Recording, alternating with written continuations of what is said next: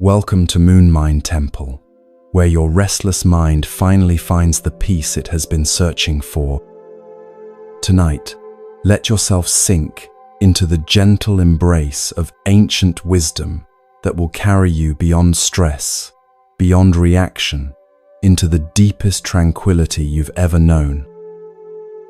Close your eyes, release the weight of your day, and allow these timeless teachings to wash over you like a healing river of calm.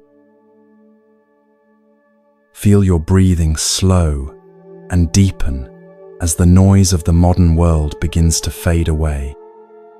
With each gentle breath, you're drifting backward through time, leaving behind the rush and urgency of daily life. The familiar sounds of traffic and technology dissolve into silence, replaced by something far more ancient and peaceful. Let yourself be carried on this current of tranquility to a place where wisdom has been preserved for countless generations. You find yourself walking along a narrow mountain path in ancient Korea, your feet crunching softly on fallen autumn leaves. The air is crisp and clean, carrying the scent of pine and the distant smoke of temple incense. Before you rises a small monastery, its curved rooftops emerging from morning mist like a vision from another world. You can hear the gentle sound of a bamboo water feature somewhere in the distance. Tick, tick, tick, marking the passage of time in perfect rhythm with your heartbeat. As you approach the monastery gates, you notice the carefully tended gardens that surround the buildings. Moss-covered stones sit in perfect harmony with raked gravel patterns, and a small stream winds its way between ancient trees. The morning sun filters through the canopy above, creating dancing patches of light that move across the path, like gentle spirits, welcoming you home. You can almost feel the centuries of peace that have settled into this place, each stone and tree holding the wisdom of countless monks who have walked these same paths. Suddenly, the tranquil atmosphere is shattered by angry shouting from within the courtyard. You hurry through the wooden gates and see a scene that stops you in your tracks. A wealthy merchant stands in the center of the peaceful space, his silk robes disheveled, his face red with fury. His voice echoes off the monastery walls like thunder disturbing a serene lake, and you can feel the tension radiating from his clenched fists and rigid posture. "Master Wonyo," the merchant bellows, his words cutting through the morning air like sharp blades. "I know you have influence with the local magistrate. You must help me recover my goods, or I'll make sure everyone knows how useless this place truly is." You learn from his desperate words that bandits have stolen his entire caravan just 2 valleys away, and his whole world has collapsed in a single night. The other monks scatter like startled birds, their peaceful morning meditation shattered by this emotional storm. But your attention is drawn to a figure near the entrance who seems completely untouched by the chaos. Master Wonyo kneels beside a small rock garden, his weathered hands guiding a wooden rake through carefully arranged gravel. Each stroke creates perfect lines in the sand, and you can see how his movements mirror his breathing, deep, steady, completely unaffected by the fury swirling around him. The contrast is so striking that you find yourself holding your own breath, watching this living demonstration of inner peace. You move closer, drawn by the master's extraordinary calm. The morning sun casts dancing shadows across the arranged stones, and in this moment, you feel time itself slowing to match Wonyo's unhurried pace. The rake makes soft scraping sounds against the small stones, creating patterns that seem to mirror the flow of water or the movement of clouds across an endless sky. Each line in the sand appears deliberate yet effortless, like watching a master calligrapher create poetry with simple strokes. The merchant's voice grows even louder, more desperate. "Did you hear me, old man? I'm ruined. My family will starve. Everything I've worked for is gone." His words are designed to provoke, to force someone to share in his pain and urgency. You watch the master's face, expecting some flicker of reaction, some sign that this emotional assault is penetrating his serenity. But Wonhyo's expression remains as peaceful as a mountain lake at dawn, undisturbed by the storm raging around its shores. Then, something shocking happens. The merchant steps directly into the rock garden, his expensive boots crushing the carefully raked patterns. You wince as you see hours of meticulous work destroyed in seconds. "Look at me when I'm speaking to you," he demands, grabbing the rake from Wonhyo's hands and throwing it aside. The wooden tool clatters against the stone pathway, and for a moment, the only sounds are the distant call of a mountain bird and the whisper of wind through bamboo leaves. You watch in amazement as Master Wonhyo simply smiles, not mockingly or condescendingly, but with the gentle expression of someone watching a child learn an important lesson. Without a word, he kneels down and begins smoothing the disturbed sand with his bare hands. His movements are so graceful, so utterly peaceful, that you see the merchant step back involuntarily, as if touching something sacred. There's something almost magical happening here, and you can feel it in the air around you like the approach of a gentle rain. You see, Wonhyo speaks for the first time, his voice as calm as still water. When we react to life's storms with more storm, we only create greater chaos. Your anger, though understandable, cannot bring back your goods. Your demands, though passionate, cannot change what has already occurred. But your peace of mind, that is something no bandit can steal, no loss can diminish, no external circumstance can touch, unless you give it away through reaction. You watch the merchant's entire demeanor begin to shift. Something in Wonhyo's presence is working its magic, a transmission that happens not through words but through pure being. The merchant's shoulders start to relax, and when he speaks again, his voice is quieter, more vulnerable. "But Master, how can I not react? Everything I am is tied to what I've lost. My identity, my family's security, my future, it's all gone."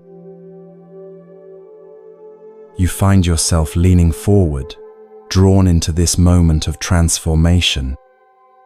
Wonhyo nods with deep understanding, his eyes reflecting the wisdom of someone who has walked through his own fires of loss and emerged, transformed. "Let me share something with you," he says, settling into a comfortable sitting position on the garden's edge. You position yourself where you can hear every word, sensing that something profound is about to unfold. Many years ago, I too faced a loss that seemed to destroy everything I thought I was. I had spent decades building a reputation as a great scholar, writing commentaries that were revered throughout the land. Then one day, a fire consumed my entire library, thousands of manuscripts, years of work, my life's achievement, all reduced to ash in a single night. The merchant sits down without realizing it, and you notice how the very quality of attention in the courtyard has shifted. Even the birds seem to be listening more quietly. Around you, the morning continues its gentle progression, leaves rustling their timeless whispers, the sun painting everything in golden light that seems to bless this moment of sharing. "What did you do?" the merchant asks, his anger now completely replaced by genuine curiosity.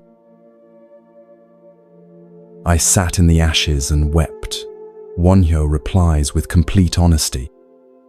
"For 3 days, I raged against fate, against the careless servant who had knocked over the lamp, against the wind that had fanned the flames.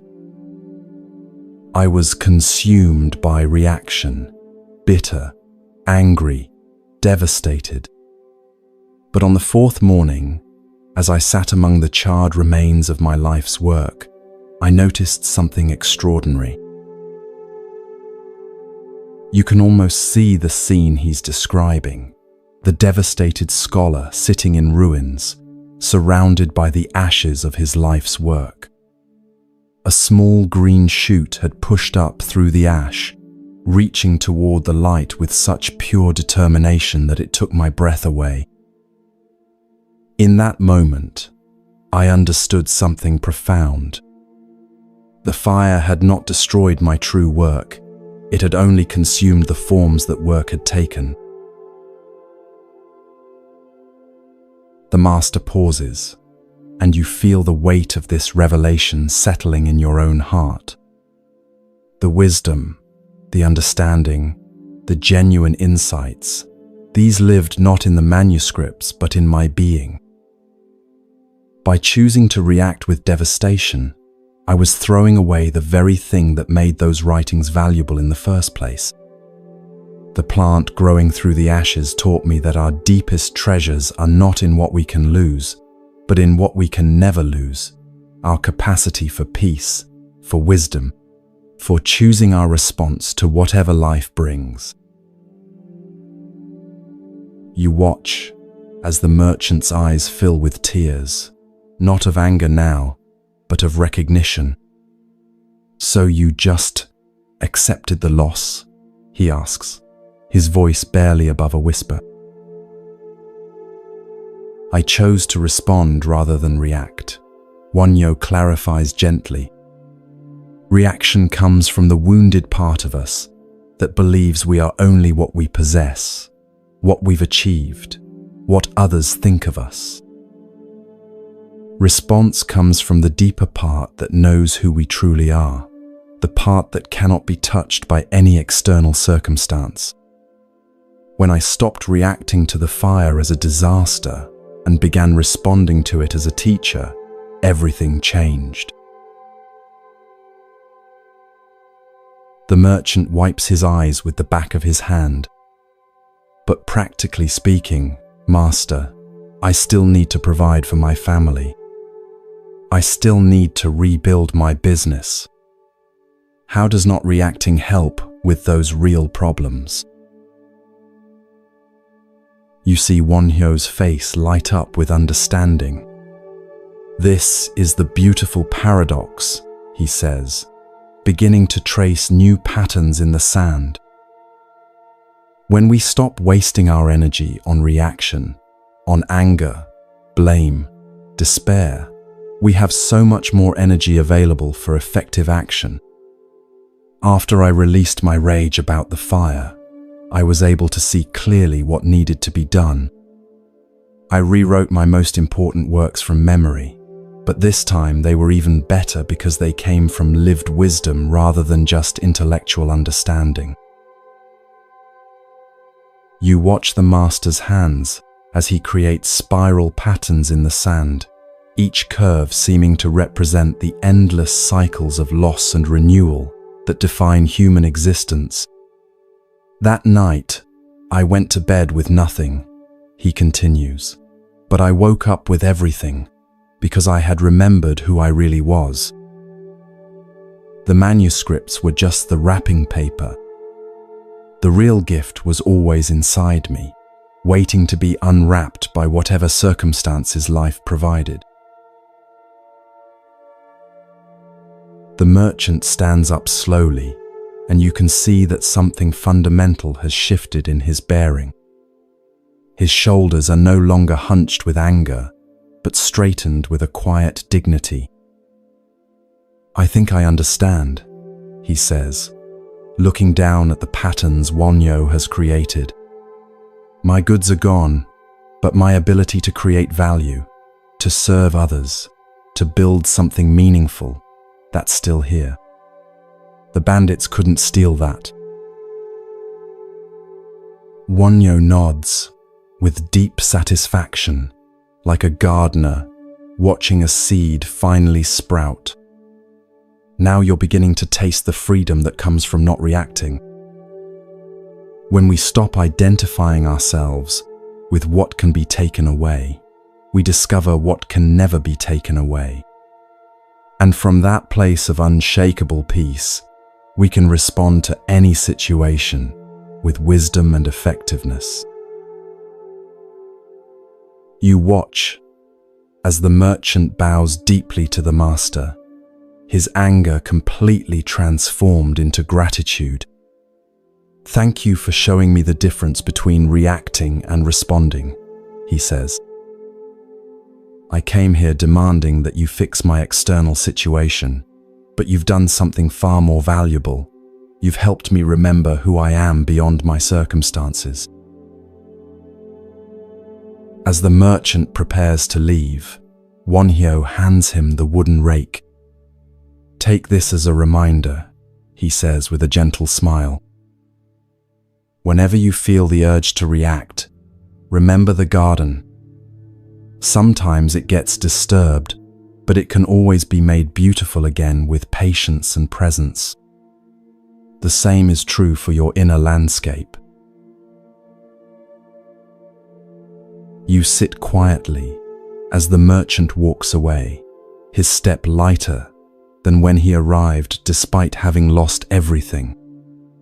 The courtyard returns to its natural rhythm, birds resuming their songs, the bamboo fountain continuing its eternal tick, tick, tick, the morning sun climbing higher in the sky. But something has fundamentally changed in the quality of peace here. You've witnessed a miracle, not the magical kind, but the kind that happens when a human being chooses wisdom over reaction, response over reflex. Wonhyo begins recreating the garden patterns, and you're struck by how he seems to enjoy starting fresh. There's no attachment to the previous design, no resentment about having to begin again. Each stroke of the rake is made with complete presence, as if this moment, this line in the sand, is the most important thing in the universe. Watching him, you begin to understand that this is what mastery looks like: complete acceptance of what is, combined with joyful engagement with what's emerging. "You seem puzzled," Wonhyo says suddenly, looking up at you with eyes that seem to see right through to your soul. You realize you must have been staring, lost in contemplation. "I was wondering," you find yourself saying, "how you developed such incredible self-control. How do you not react, even when someone is destroying something you've worked so hard to create?" The master chuckles softly, a sound like water flowing over smooth stones. "It's not about self-control," he says, setting down the rake and giving you his full attention. Self-control implies using force to suppress reaction. What I practice is more like self-understanding. When you truly understand the nature of reaction, you naturally lose interest in it, like a child who outgrows a toy. You lean forward, eager to understand this deeper teaching. Around you, The monastery continues its peaceful existence. Monks quietly going about their morning tasks. The garden returning to perfection under Wonhyo's patient care. Let me tell you about the nature of reaction, he continues, his voice taking on the quality of someone sharing a precious secret. Every reaction is actually a reenactment of an old wound. This statement hits you like a gentle lightning bolt. What do you mean? You ask, sensing that you're about to learn something that could change your entire approach to life. Watch carefully. The next time you react strongly to something, Wonhyo suggests, beginning to trace a new pattern in the sand, this time a simple circle that seems to represent wholeness. Notice that your reaction is usually much stronger than the situation warrants. That's because you're not just responding to what's happening now, you're responding to every time something similar happened in your past. The present moment becomes a screen onto which we project all our old pain. You think about times when you've overreacted to relatively small things. A criticism at work that sent you into a spiral, a friend's casual comment that ruined your entire day. Suddenly, Wonhyo's words begin to make sense. So when I react, I'm not really responding to what's actually happening. Exactly, the master nods with satisfaction. Reaction is always about the past. Response is always about the present. When that merchant was shouting at me, he wasn't really angry about his lost goods. He was reliving every time he had felt powerless, every time life had seemed unfair, every time his security had been threatened. His reaction had very little to do with me or this moment and everything to do with his accumulated history of feeling unsafe in the world. The profound simplicity of this insight settles into your awareness like a key finding its lock. But if reactions are just old wounds playing out, you ask, how do we stop them? Wonhyo's eyes twinkle with gentle mischief. We don't stop them. We see them clearly. Once you truly see that your reaction is not about the present moment, it loses its grip on you. It's like waking up from a dream. The moment you realize you're dreaming, the dream can no longer control you. He stands up and walks to a small stone basin filled with clear water, gesturing for you to follow. You can see your reflection in the still surface, and Wonhyo drops a small pebble into the center. Ripples spread outward in perfect concentric circles, distorting your image. This is what happens when we react, he explains. The pebble is the external event, and the ripples are our emotional disturbance. Most people think the ripples are the problem and try to stop them with more action, creating more ripples. You watch as the water gradually returns to stillness, your reflection becoming clear again. But if we simply observe without interfering, the natural state of clarity returns by itself. Wonhyo continues. This is the secret of not reacting. We don't fight the ripples. We remember that we are the entire lake, not just the surface disturbance. The beauty of this metaphor moves through you like a gentle current. You realize that you've been identifying with the ripples your whole life, thinking that temporary emotional disturbances were the totality of who you are.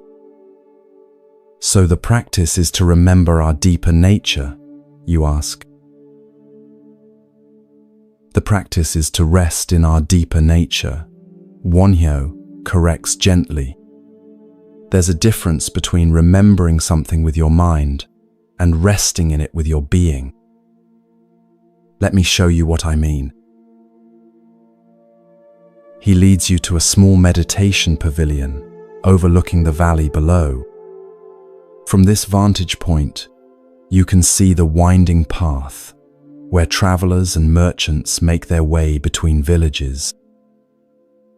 The morning mist is beginning to lift, revealing terraced fields and distant mountains painted in shades of blue and purple.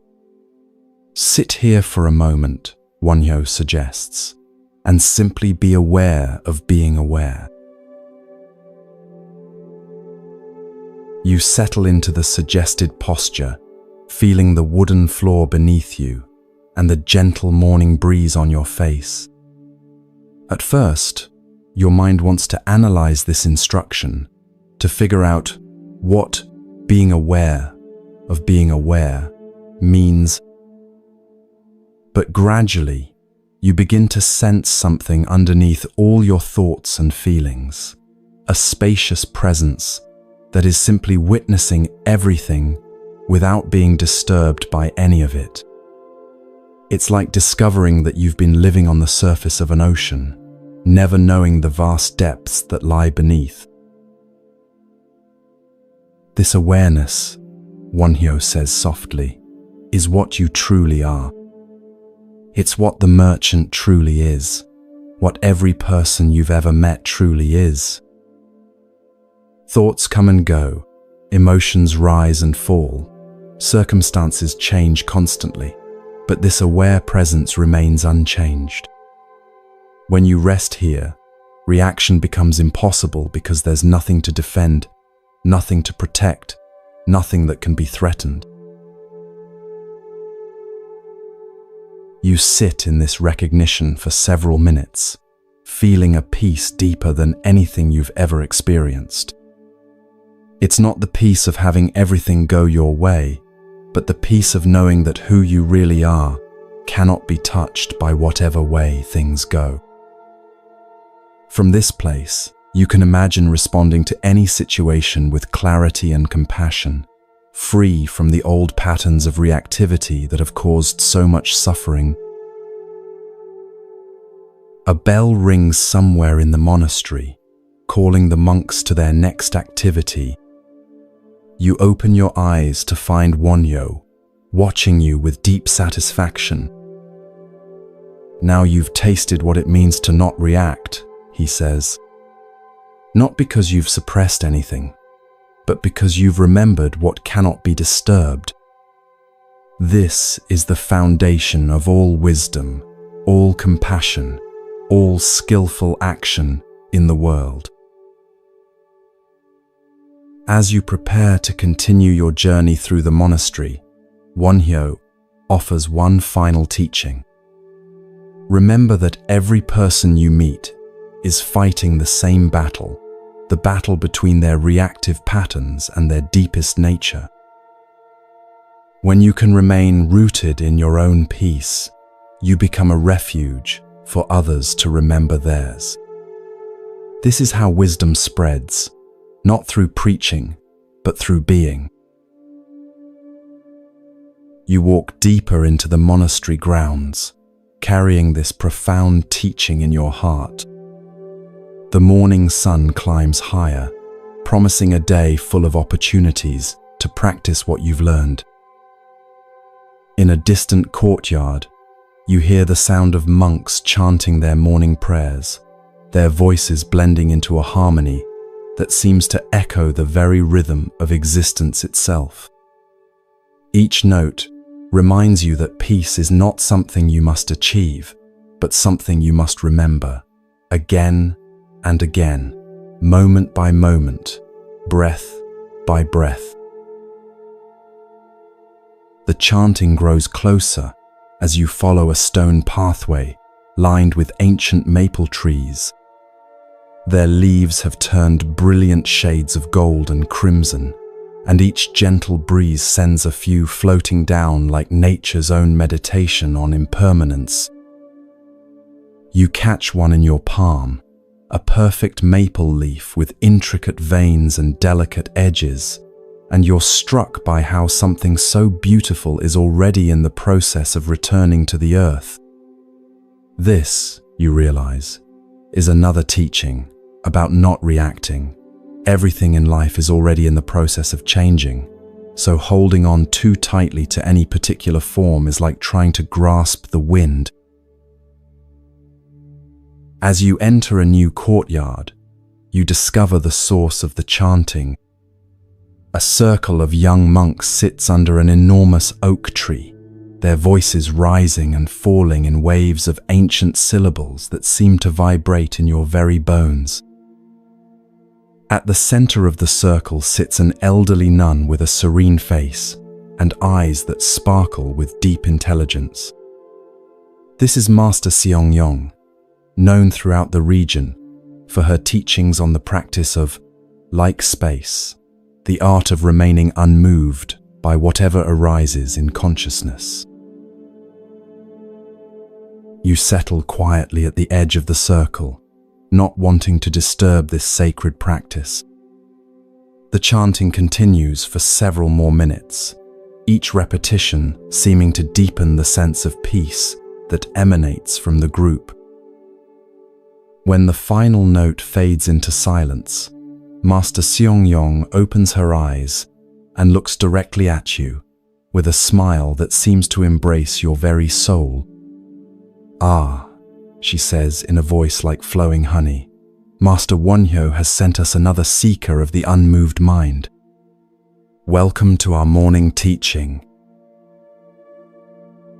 She gestures for you to come closer, and you find yourself moving toward the center of the circle as the young monks make space for you.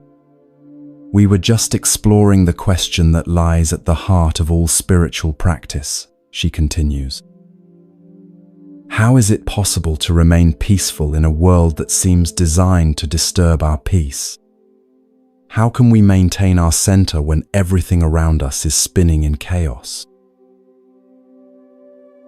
One of the young monks raises his hand tentatively.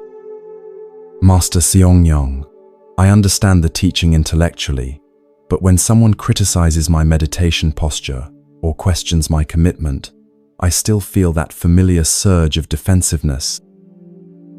How can I move beyond just understanding to actually embodying this wisdom?" The Master's eyes light up with compassion and recognition. "Ah, dear Hyonggak, you've touched upon the very heart of the matter. There's a vast difference between knowing about non-reaction and actually living from that place of unshakable peace.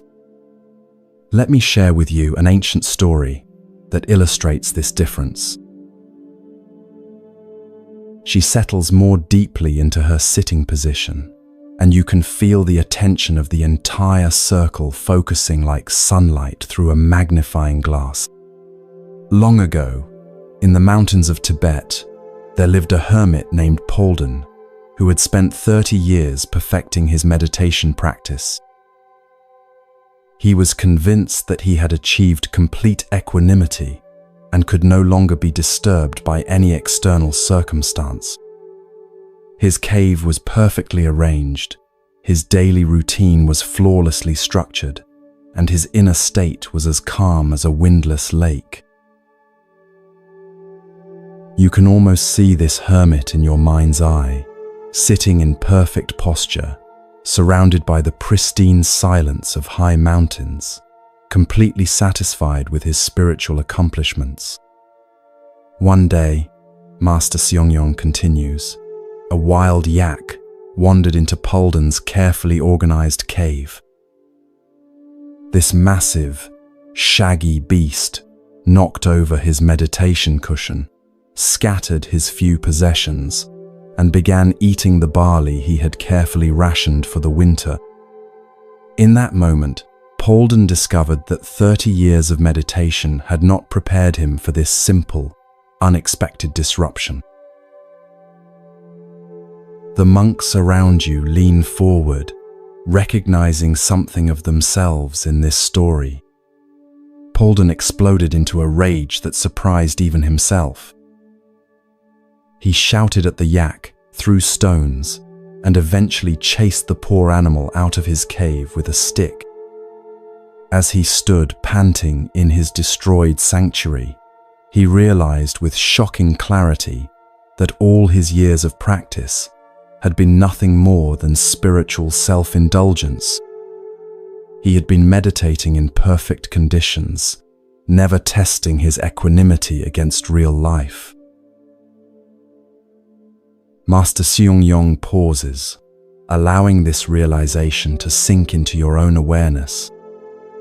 You think about your own moments of spiritual confidence, times when you felt centered and wise, only to have that peace shattered by the smallest unexpected challenge.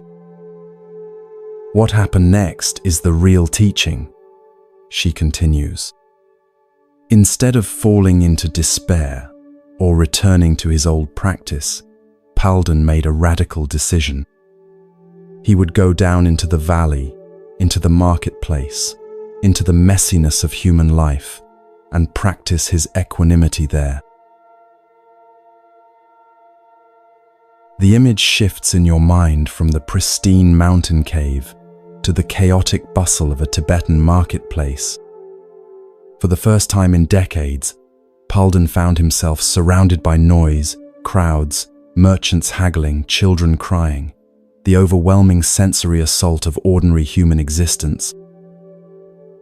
And for the first time in decades, he began to practice meditation for real. Not the comfortable, controlled meditation of his cave, but the raw, honest practice of maintaining awareness in the midst of complete chaos. One of the younger monks looks confused. But Master, isn't it better to practice in peaceful conditions? How can we develop concentration when we're constantly being disturbed? Master Seong-yong's smile deepens with infinite patience. This is exactly the misunderstanding that trapped Palden for 30 years. We think that meditation is about achieving a particular state of mind, a calm, peaceful, undisturbed state. But true meditation, the kind that actually transforms our lives, is about maintaining awareness regardless of what state of mind is present. She picks up a small bell that sits beside her and rings it once. The clear tone cuts through the air and gradually fades into silence. The sound of this bell is like a disturbing thought or emotion. We can try to prevent the bell from ringing, or we can practice being the space in which the bell's sound appears and disappears. The space is never disturbed by the sound. It simply allows the sound to be what it is. This metaphor opens something in your understanding, like a door you didn't even know was closed. So the practice, you find yourself saying, is not to prevent disturbances, but to become spacious enough to hold them without being moved.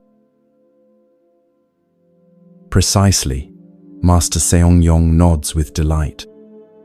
You are beginning to understand the difference between the meditation of avoidance and the meditation of acceptance. Palden learned this the hard way. In the marketplace, he couldn't control what arose in his consciousness. The sounds, smells, thoughts, emotions, all came and went according to their own nature. His practice became learning to rest in the awareness that was observing all these phenomena without being identified with any of them. The afternoon sun has moved across the sky during this teaching, and the quality of light in the courtyard has shifted from the bright clarity of morning to the golden warmth of late day. You notice this change without any resistance, simply observing how everything in nature demonstrates the teaching of impermanence. Even this beautiful moment, this profound sharing of wisdom, is already passing away, and there's something deeply peaceful about accepting that flow rather than trying to hold on to any particular experience. There's another part to Paulden's story. Master Seongyong continues, her voice taking on an even deeper quality of intimacy. After several years of practicing in the marketplace, he was walking through the bazaar one day when a merchant began loudly berating a young assistant for dropping a valuable vase. The merchant's face was red with anger. His words were harsh and humiliating, and the young man was clearly on the verge of tears. Paulden watched this scene with complete equanimity. No reaction, no judgment, just pure observation. You can picture this scene clearly, and you're struck by how similar it is to the encounter between the merchant and Master Wonhyo that you witnessed earlier. But then, the master continues, something unexpected happened. As Paulden watched this display of unconscious reactivity, he felt a wave of deep compassion arise in his heart, not pity or superiority, but genuine love for both the angry merchant and the frightened assistant. He realized that both of them were trapped in patterns of suffering, and he felt called to respond. "What did he do?" asks the young monk who had spoken earlier, his eyes wide with interest. He approached the merchant with the same presence he had cultivated in meditation. Master Seongyong explains, not reactive, not avoiding, just completely present and open. "Sir," he said gently, "I couldn't help but notice that you seem very upset. Accidents happen to all of us, and this young man appears genuinely sorry for his mistake. Perhaps there's a way to handle this situation that honors both your loss and his learning."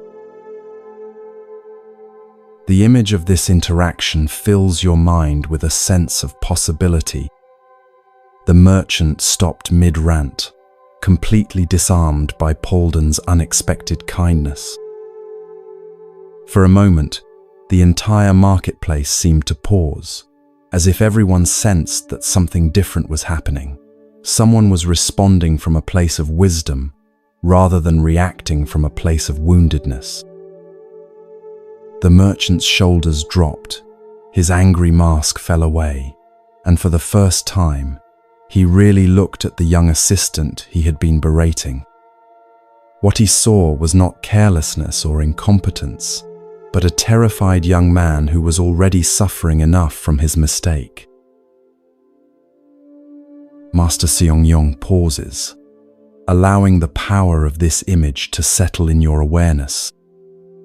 Around you, the other monks sit in complete stillness, absorbing not just the words but the transmission of wisdom that comes through the story. The merchant apologized to his assistant and even helped him clean up the broken pottery. But more importantly, he learned something that day about the difference between reacting from his wounded pride and responding from his basic human decency. Paulden had given him a gift that was far more valuable than any vase, the gift of remembering his own goodness.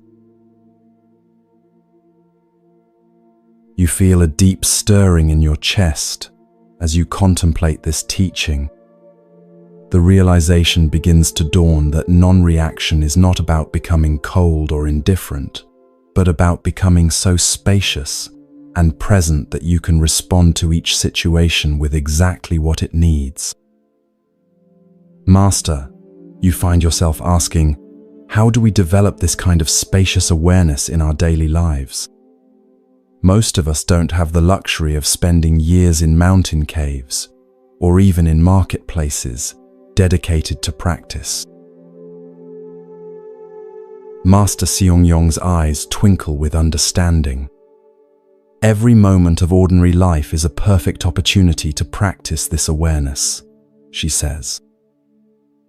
When you're washing dishes, instead of thinking about what comes next, can you be completely present with the warm water, the soap bubbles, the sensation of cleaning? When someone cuts you off in traffic, instead of immediately reacting with anger, Can you take one conscious breath and feel the space around your reaction before you choose how to respond? She stands up gracefully and walks to a small fountain in the corner of the courtyard, gesturing for the group to follow. The water flows continuously from a bamboo spout into a stone basin, creating a gentle, rhythmic sound that immediately draws your attention into the present moment. This fountain demonstrates the practice perfectly, she explains. The water flows constantly, sometimes fast, sometimes slow, sometimes clear, sometimes carrying leaves or debris. But the basin remains unmoved, simply receiving whatever comes and allowing it to flow through.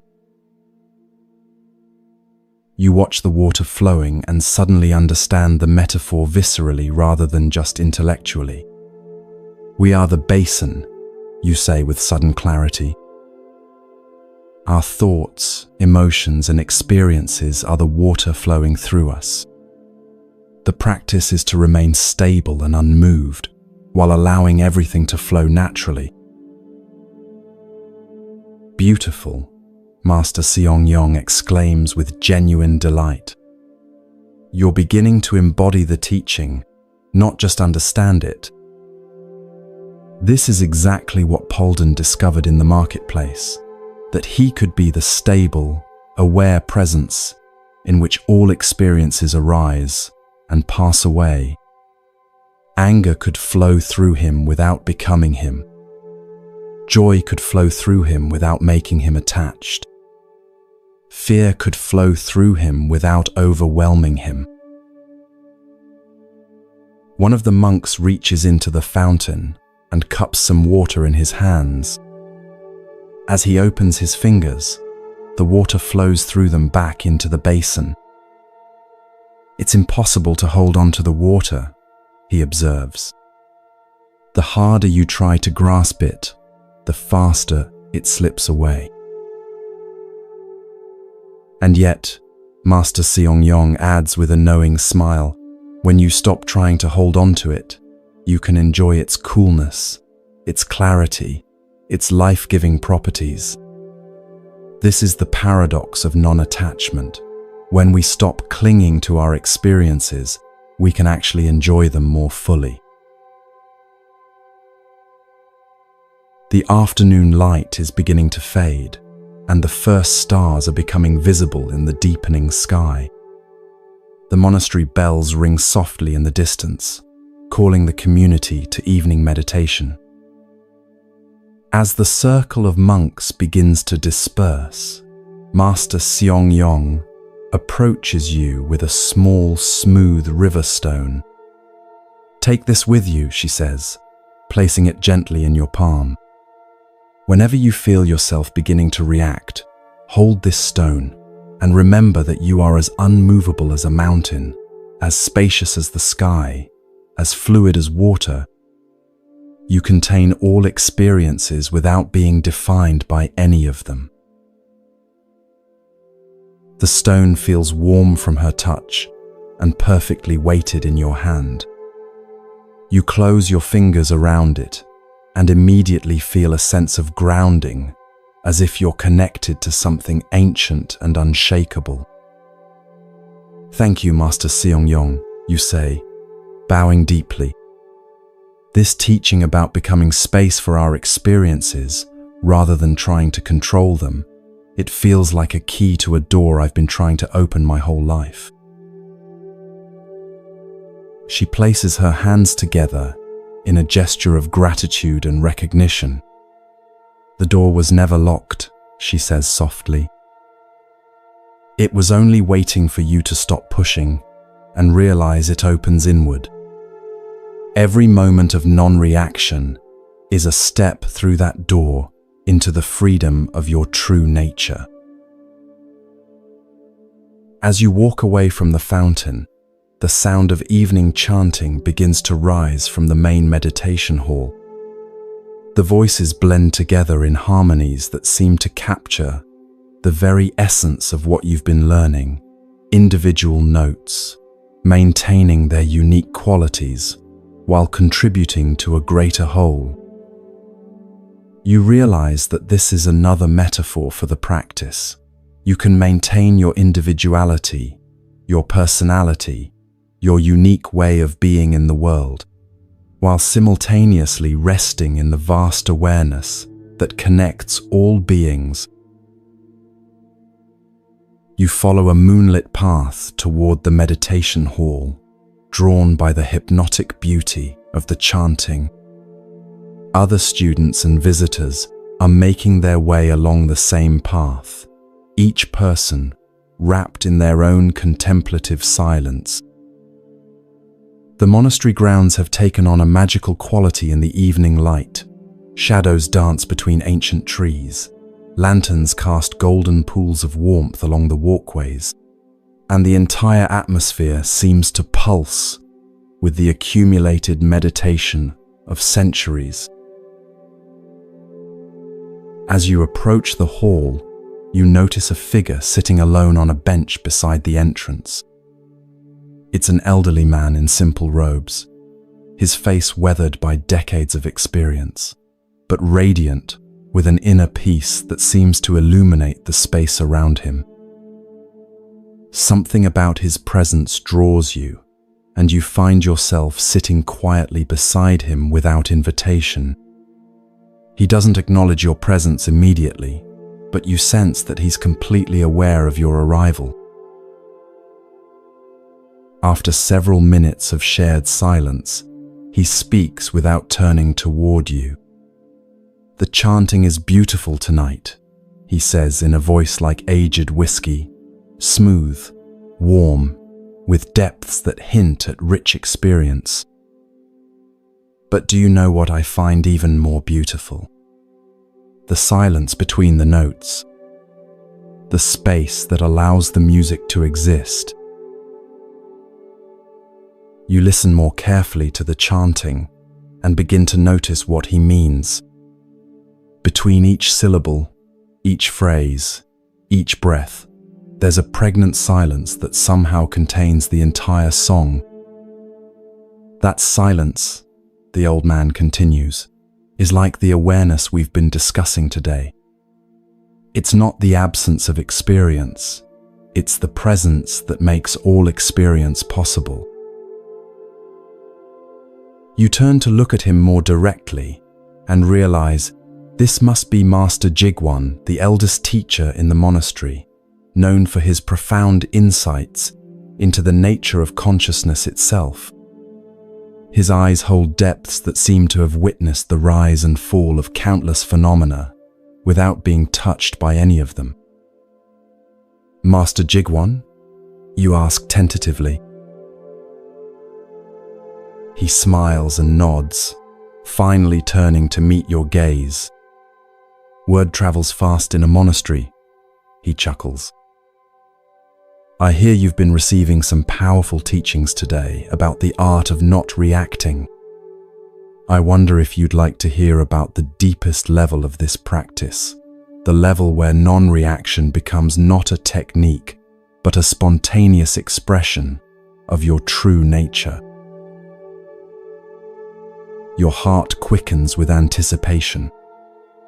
Something in his presence suggests that you're about to receive a teaching that could fundamentally shift your understanding. "I would be honored," you reply, settling more comfortably on the bench.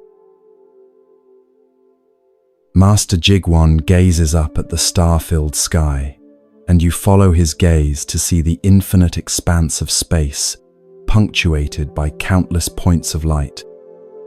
"Tell me," he says, "when you look at the night sky, what do you see?" "Stars," you answer, then pause, sensing this is too simple. "And space. The darkness between the stars." "Good," he nods approvingly. "Now tell me, which is more important, the stars or the space?" You consider this question carefully, realizing it's pointing towards something profound. Well, without the space, the stars couldn't exist. The space allows the stars to shine and gives them their meaning. So I suppose the space is more fundamental. Exactly, Master Jigwan says with quiet satisfaction. And yet most people only notice the stars. They focus on the objects, the phenomena, the things that appear and disappear, and they miss the vast openness that makes it all possible. This is the same mistake we make with our inner lives. He turns back to face you, and in his eyes you see the same infinite spaciousness he's pointing to in the sky. We become fascinated with our thoughts, emotions, reactions, and experiences, the stars of consciousness, and we forget the awareness in which they all appear. But when you truly recognize yourself as that aware space, rather than as the temporary phenomena arising within it, non-reaction becomes as natural as the sky not being disturbed by clouds. This teaching hits you with such force that you feel momentarily dizzy. It's as if he's pointing to something you've always known, but never noticed, like suddenly becoming aware of the air you breathe. You're saying that we are the space of consciousness, not the contents of consciousness. I'm not saying it, he replies with a gentle smile. You're recognizing it. Right now, as we sit here talking, you're aware of my words, aware of the chanting, aware of the feeling of the bench beneath you, aware of thoughts and emotions arising and passing away. What is that which is aware? Can you find it? Can you point to it? Can it be disturbed by anything it's aware of? You close your eyes and turn your attention inward, looking for the awareness he's describing. At first, you only notice thoughts about awareness, concepts and ideas. But then something shifts, and you begin to sense the witnessing presence that's observing even those thoughts. It's like stepping back from a movie screen and realizing you're not the characters in the movie, but the space in which the entire film is playing. I can't find it as an object, you say with growing wonder. It's more like, I am it. It's not something I have, it's what I am. Master Jigwan claps his hands together once, a sound that cuts through the night air like a bell of recognition. Yes. And can this awareness be angry? Can it be sad? Can it be reactive? Or does it simply allow all these experiences to arise and pass away within its infinite spaciousness? The profundity of this recognition washes over you like a wave of peace. You realize that all your life, you've been identifying with the temporary waves on the surface of the ocean, never noticing that you are the ocean itself. This awareness, it's already free, isn't it? It's already peaceful, already unmoved by whatever appears within it. Now you're beginning to understand why the great masters don't practice non-reaction, Master Jigwan says with deep satisfaction. They simply rest in their true nature, which is naturally non-reactive. When you know yourself as infinite space, how can any finite experience disturb you? When you recognize yourself as the unchanging witness, how can any changing phenomenon shake your peace? The chanting from the meditation hall reaches a crescendo and then gradually fades into silence. In that silence, you feel the truth of his words, not as concepts, but as direct experience. You are the silence in which the chanting arose and into which it dissolved.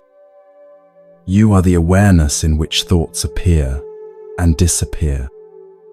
You are the spacious presence that remains unaffected by any temporary experience. This is the ultimate teaching, Master Jigwon whispers, his voice barely audible but somehow penetrating to your very core. Not to become non-reactive, but to recognize that your deepest nature is already pure awareness, untouchable, unshakable, eternally free.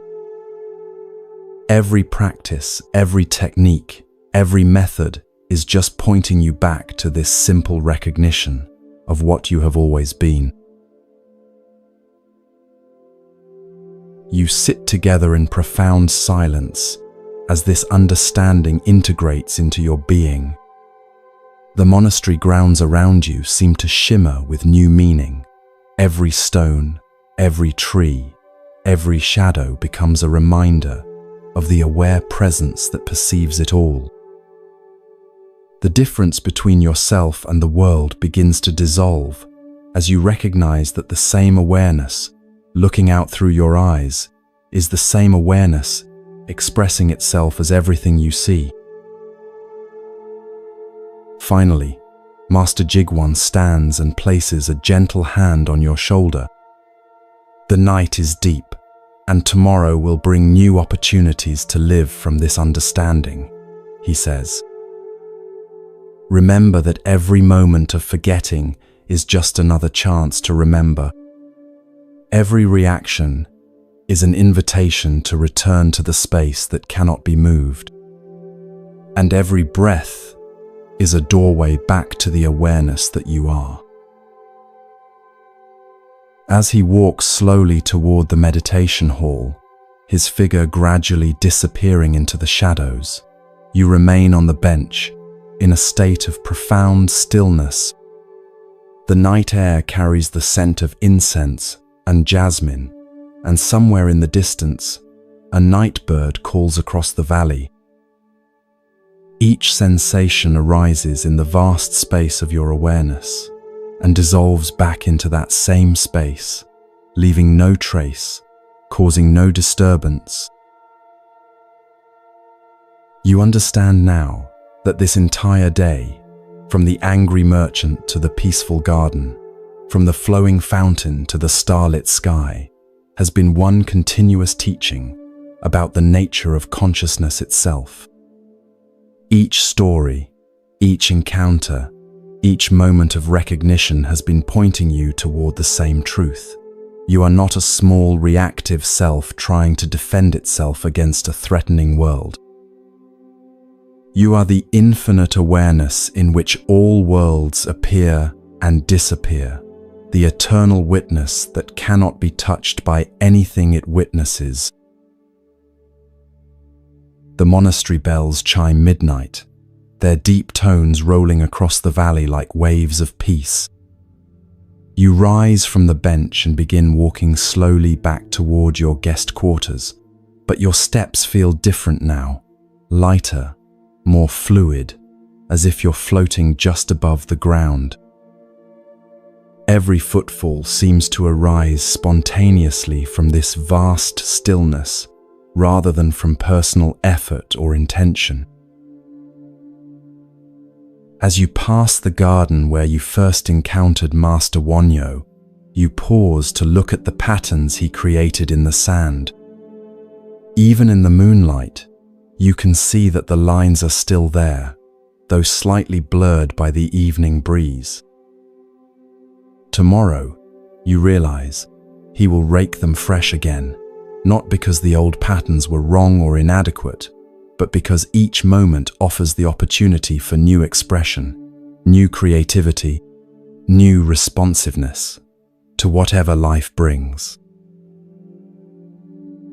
This, you understand, is what it means to live from the place of non-reaction, not to become rigid or unchanging, but to remain so fluid and spacious that you can respond freshly to each moment without carrying the burden of past reactions or the anxiety of future ones.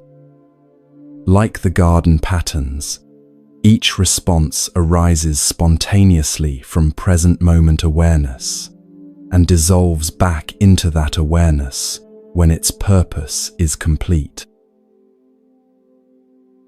You reach your quarters and pause at the threshold, looking back across the moonlit monastery grounds.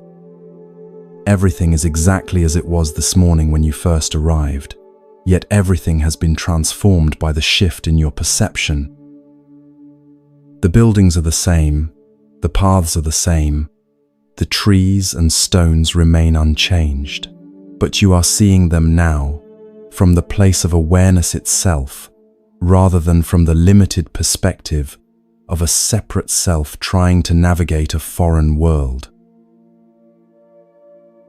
As you prepare for sleep, you carry with you the teachings of this extraordinary day. The angry merchant has shown you that every reaction is an old wound seeking healing. Master Wonyo has demonstrated that response emerges naturally from presence. Master Sungyong has revealed that we are the space in which all experiences arise. And Master Jigwon has pointed you to the ultimate truth, that what you are seeking, you already are. Sleep comes easily, naturally, like a gentle dissolving back into the source from which all experience emerges.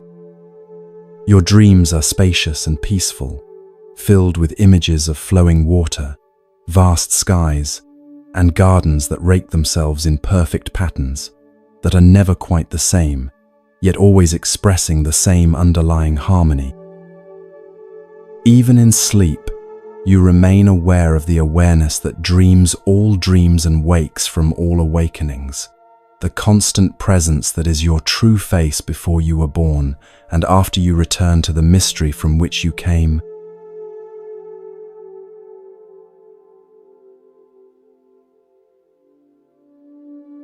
You wake before dawn to the sound of distant temple bells, but this awakening feels different from any you've experienced before. Instead of the usual grogginess or disorientation, you find yourself emerging from sleep like a lotus flower opening to the first light of day, naturally, effortlessly, with complete presence. The awareness that was witnessing your dreams is the same awareness now perceiving the soft grey light filtering through your window, and you realize that consciousness never actually sleeps, only changes the content of its experience. You dress quietly and step outside into the pre-dawn stillness. The monastery grounds are wrapped in a silvery mist that makes everything appear dreamlike and ethereal. Your footsteps on the stone pathway seem to arise from the silence itself, each sound emerging and dissolving back into the vast quietude that holds all sound.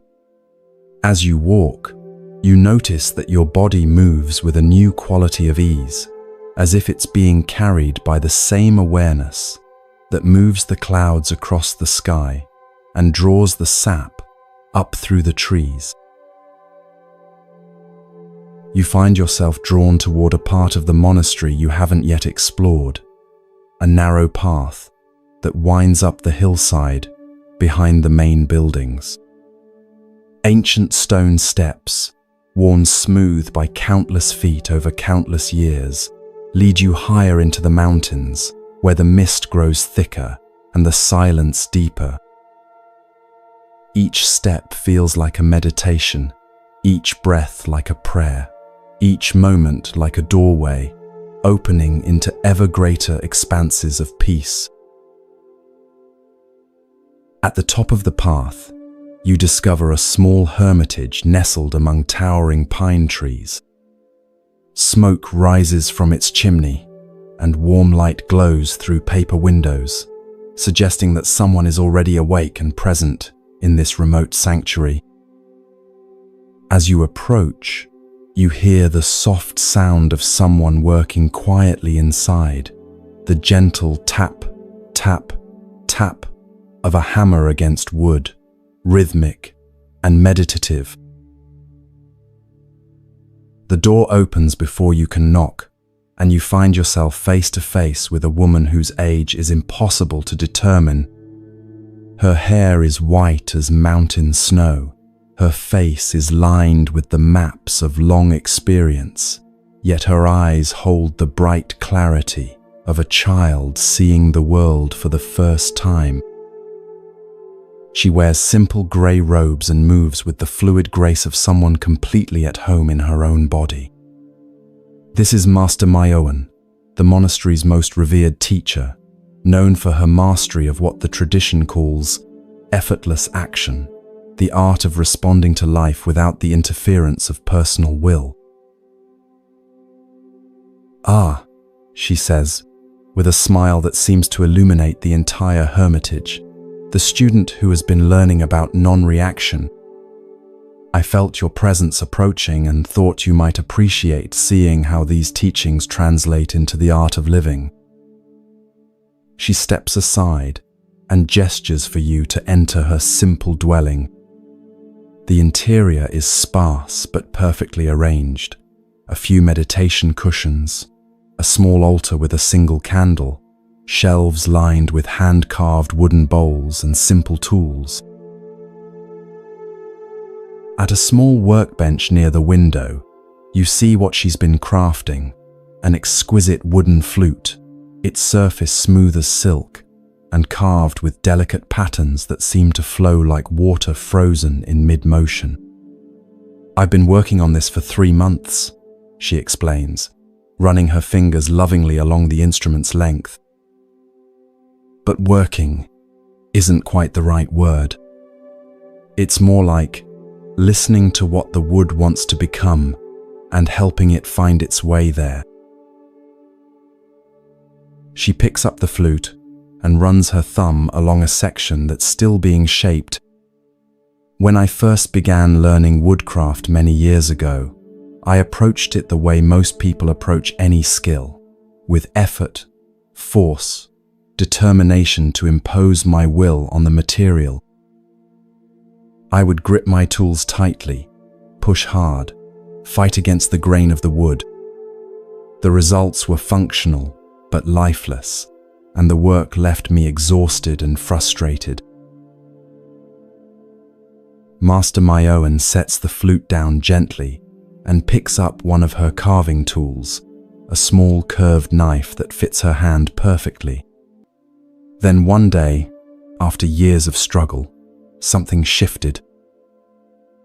I was working on a particularly difficult piece of cherry wood, feeling increasingly frustrated by my inability to achieve the shape I wanted. In a moment of exhaustion, I simply stopped trying. I set down my tools, placed my hands on the wood, and asked it what it wanted to become. She pauses, her eyes growing distant as she recalls this pivotal moment. What happened next changed everything I thought I knew about action and effort. I felt the wood's natural grain, its hidden stresses and strengths, the way it wanted to split and curve. When I picked up my knife again, my hands moved differently, not forcing the wood to conform to my ideas, but following the pathways the wood itself was showing me. You watch as she demonstrates this principle, her hands moving over the flute with incredible delicacy and precision. Each tiny cut seems to emerge from deep listening rather than predetermined intention. "This," she says softly, "is what we mean by Wu Wei, action that arises from non-action, effort that emerges from effortlessness. It's the same principle you've been learning about non-reaction, but applied to the realm of creative expression." She offers you the tool, and you accept it with slightly trembling hands. Try making a small cut on this practice piece, she suggests, indicating a block of soft pine wood. But before you begin, close your eyes and feel the wood. Let your hands discover its texture, its density, the direction of its grain. Don't think about what you want to create. Just listen to what wants to be created. You follow her instructions, closing your eyes and running your fingers over the wood's surface. At first, your mind wants to analyze and plan, but gradually you begin to sense something deeper, a kind of intelligence in the material itself, a natural tendency towards certain forms and away from others. When you finally make your first cut, you're surprised by how smoothly the knife moves, as if it's following a path that was already there, waiting to be revealed. Beautiful, Master Myoan says, with genuine appreciation. You're beginning to understand that the highest skill is not about mastering techniques or overpowering materials. It's about becoming so sensitive, so present, so aligned with the natural flow of things that your actions arise spontaneously from wisdom rather than from personal will. She moves to her small stove where a kettle is beginning to sing, and you notice how even this simple action carries the same quality of effortless precision. Her movements are economical yet graceful, purposeful yet relaxed. This same principle applies to every aspect of human life, she continues as she prepares tea. Relationships, work, creative expression, even the way we respond to difficult emotions, everything flows more smoothly when we stop trying to force outcomes and start listening to the deeper intelligence that moves through all situations. The tea she serves is unlike any you've ever tasted, simultaneously delicate and robust, with layers of flavor that seem to unfold on your tongue like a flower opening in slow motion. I grow and blend these herbs myself, she explains. But again, it's not really about following recipes or techniques. Each season, each batch of leaves teaches me something new about balance and harmony. The tea creates itself. I just provide the conditions for its natural perfection to emerge. As you sip the extraordinary tea, you feel a deep settling in your nervous system, as if your entire being is synchronizing with some fundamental rhythm of existence. Master Myoan, you ask, how does this principle of effortless action relate to the challenges of daily life? It's one thing to carve wood or blend tea with this kind of presence, but what about dealing with difficult people, financial stress, health problems, situations where we feel we need to fight or struggle to survive? Her eyes sparkle with understanding, and she sets down her teacup with the same mindful precision she brings to everything. Let me tell you about a time when this teaching was tested in the most challenging way possible, she says. 7 years ago, I received news that would have devastated my old way of being. My younger brother, who lived in the valley below, had been diagnosed with a terminal illness. The doctors gave him 3 months to live. The weight of this revelation settles into the small hermitage, like a heavy stone dropping into still water. My first impulse was pure reaction, panic, despair, the desperate need to do something, anything, to fix the situation. I wanted to research every possible treatment, drag him to specialists, spend my life savings on experimental therapies. The thought of losing him activated every survival instinct I possessed. She pauses, gazing out the window at the mist-covered valley below where her brother had lived. But then I remembered everything I had learned about Wu Wei, about listening deeply before acting. Instead of immediately jumping into frantic activity, I sat in meditation for 3 days. I held the news of his illness in the spacious awareness we've been discussing, neither pushing it away nor being overwhelmed by it.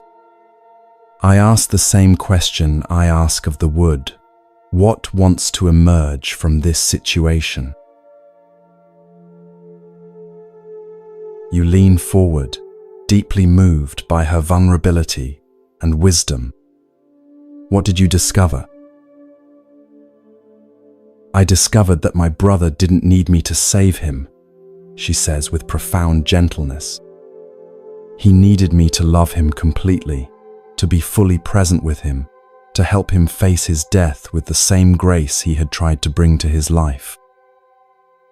When I visited him with this understanding, instead of with panic and false hope, everything changed.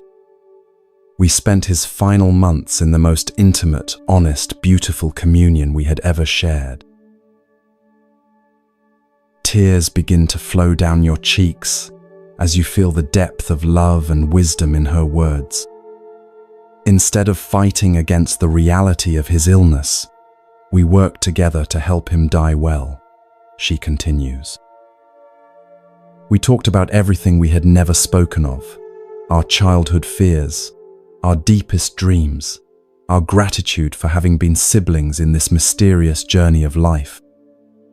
We laughed together, cried together, and sat in silence together. His death became not a tragedy to be prevented, but a sacred passage to be honored. The morning light has grown stronger as she's been speaking, and the mist outside is beginning to lift, revealing glimpses of the valley below. He lived for 8 months instead of 3, Master Myoan says with a gentle smile. But more importantly, those 8 months were filled with a quality of presence and love that transformed both of us. When he finally passed, it was peacefully, surrounded by family, with no regrets or unfinished business between us.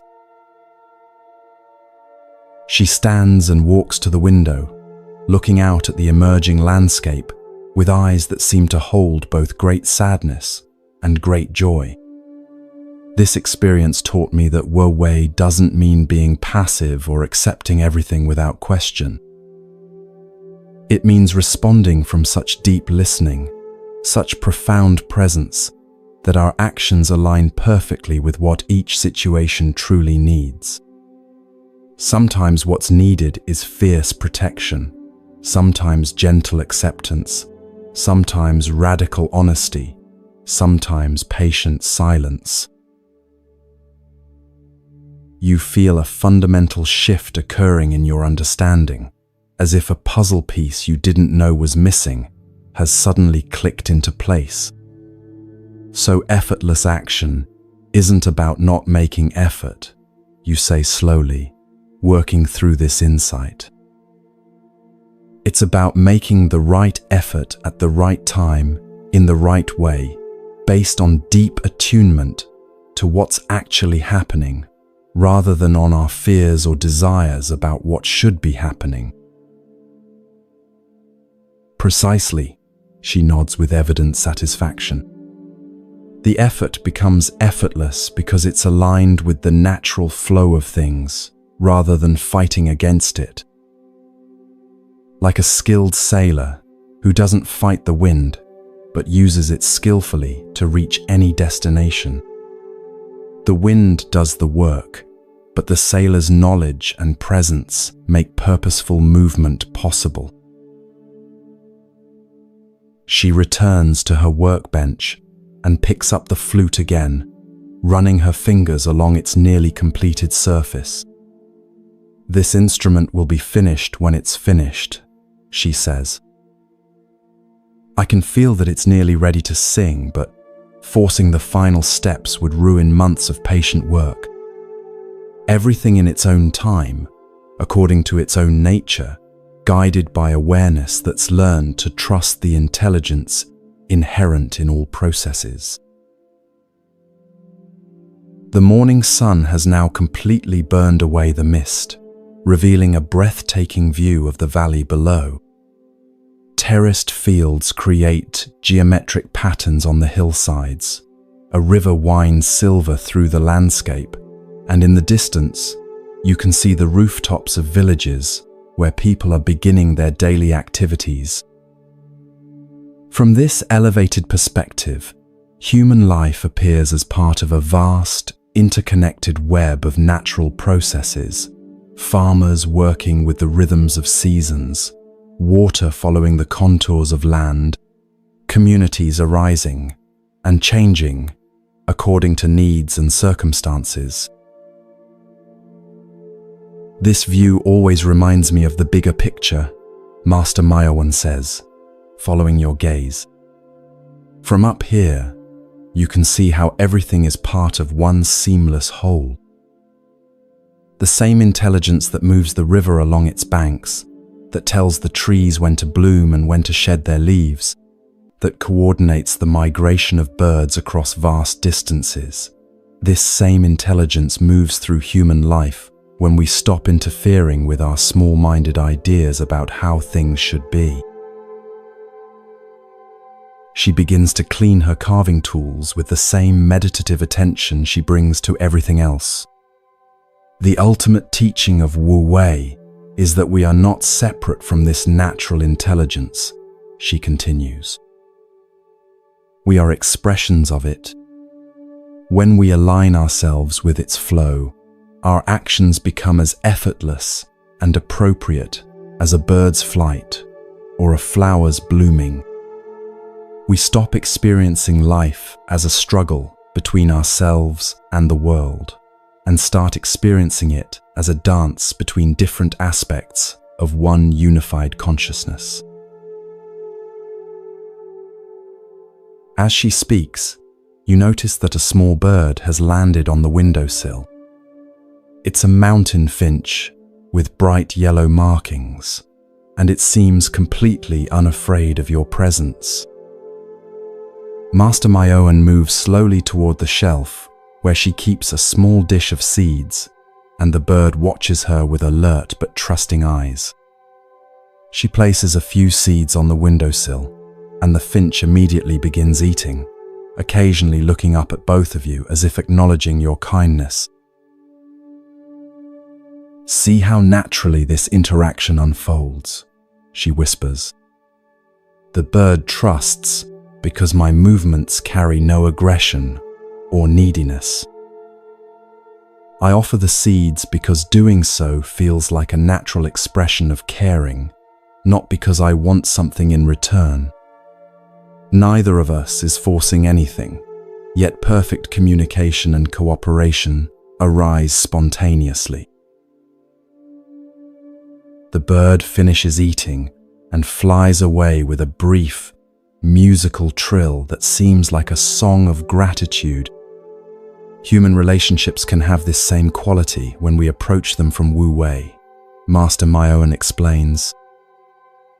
Instead of trying to manipulate outcomes or control other people's responses, we can learn to offer ourselves authentically and trust that whatever unfolds will be exactly what's needed for everyone's growth.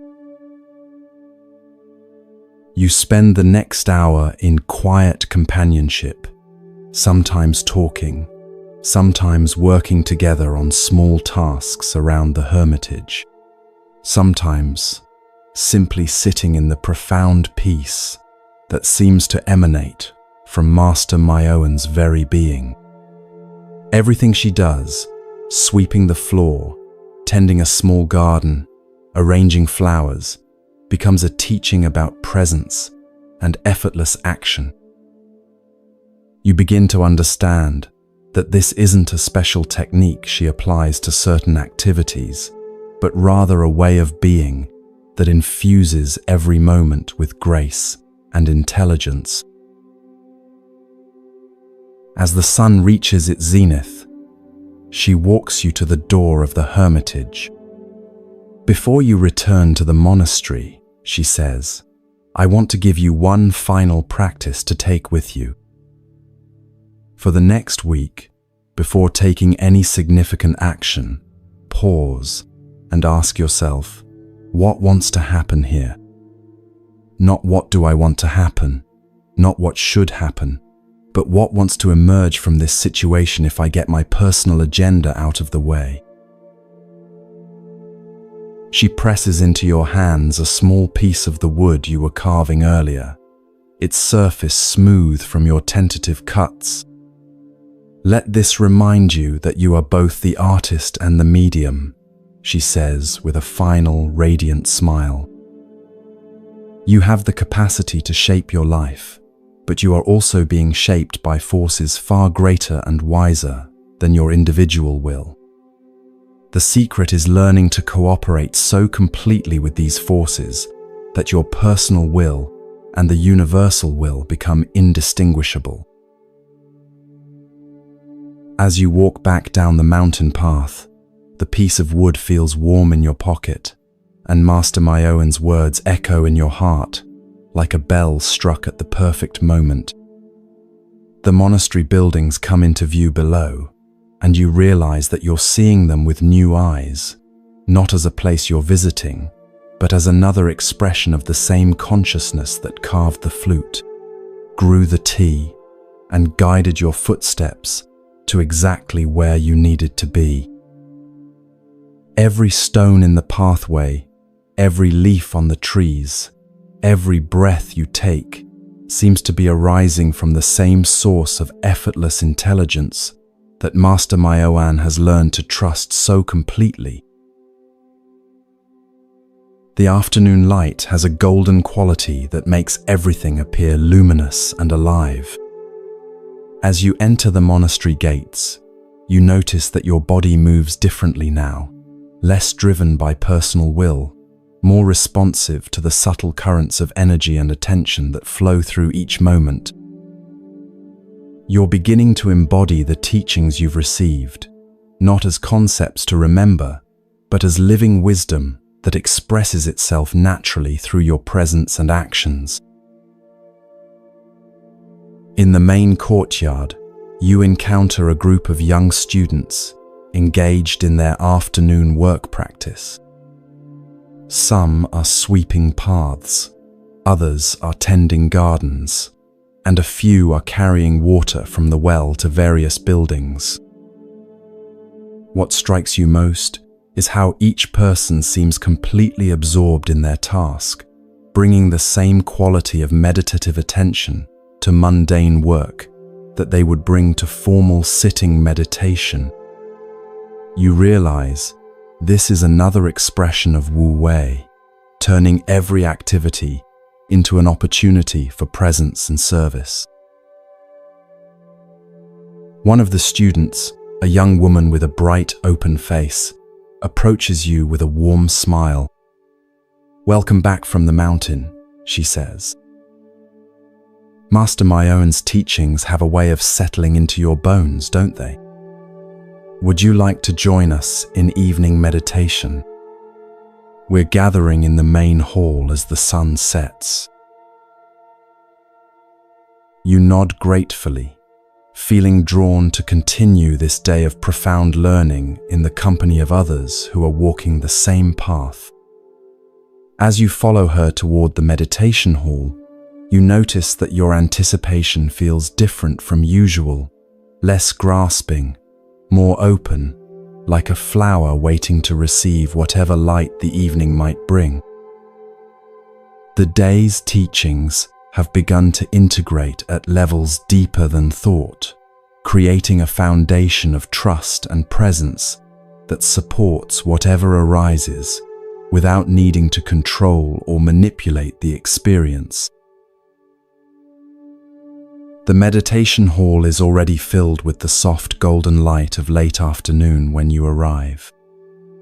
Dozens of practitioners sit in rows of perfect stillness, their bodies upright yet relaxed, their faces serene and inwardly focused.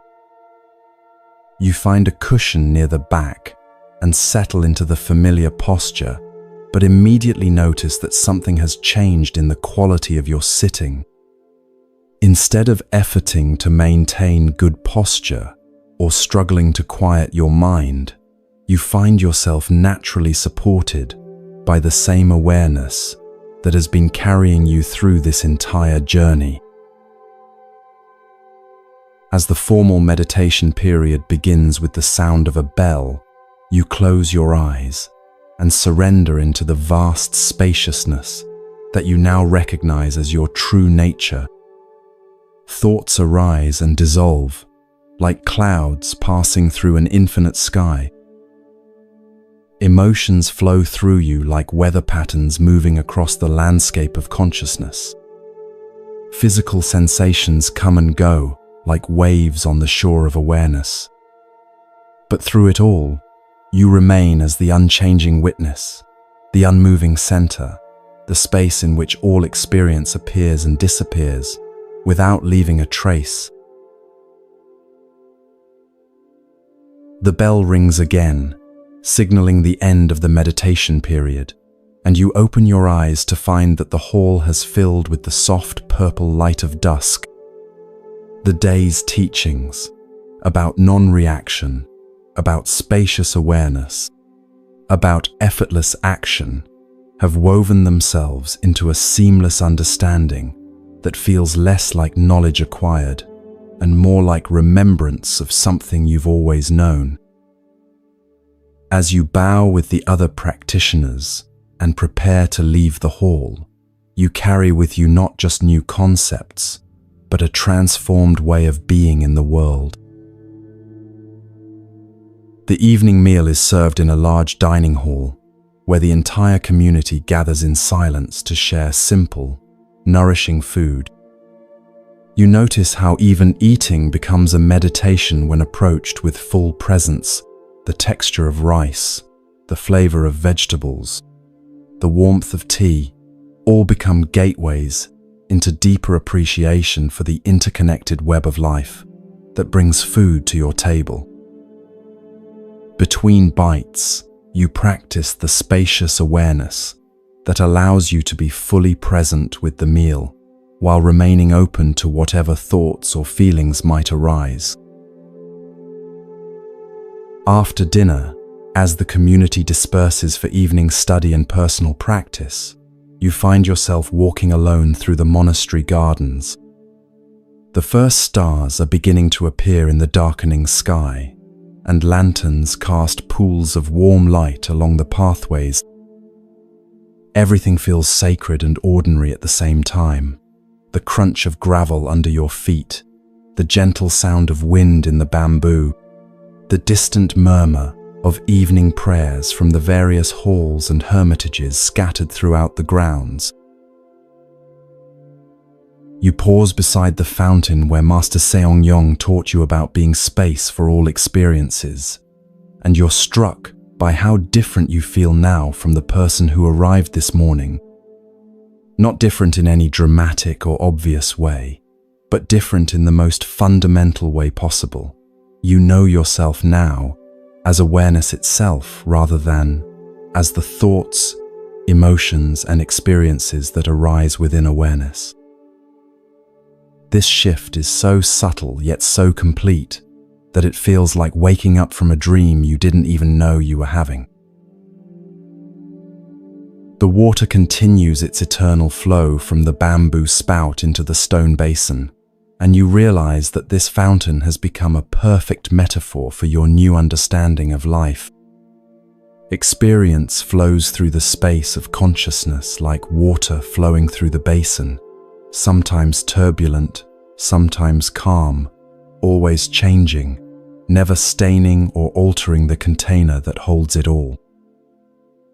You are the basin, eternally stable and unmoved, allowing life to flow through you without resistance or attachment. As you prepare to return to your quarters for the night, You feel a deep gratitude for all the teachers and teachings that have guided you through this transformative day.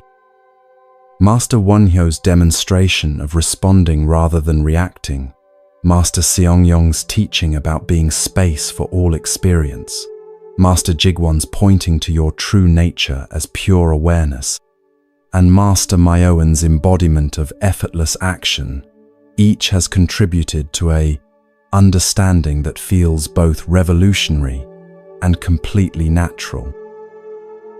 Tomorrow, you will carry these insights back into your ordinary life, but you know now that no life is truly ordinary when lived from the place of awakened awareness.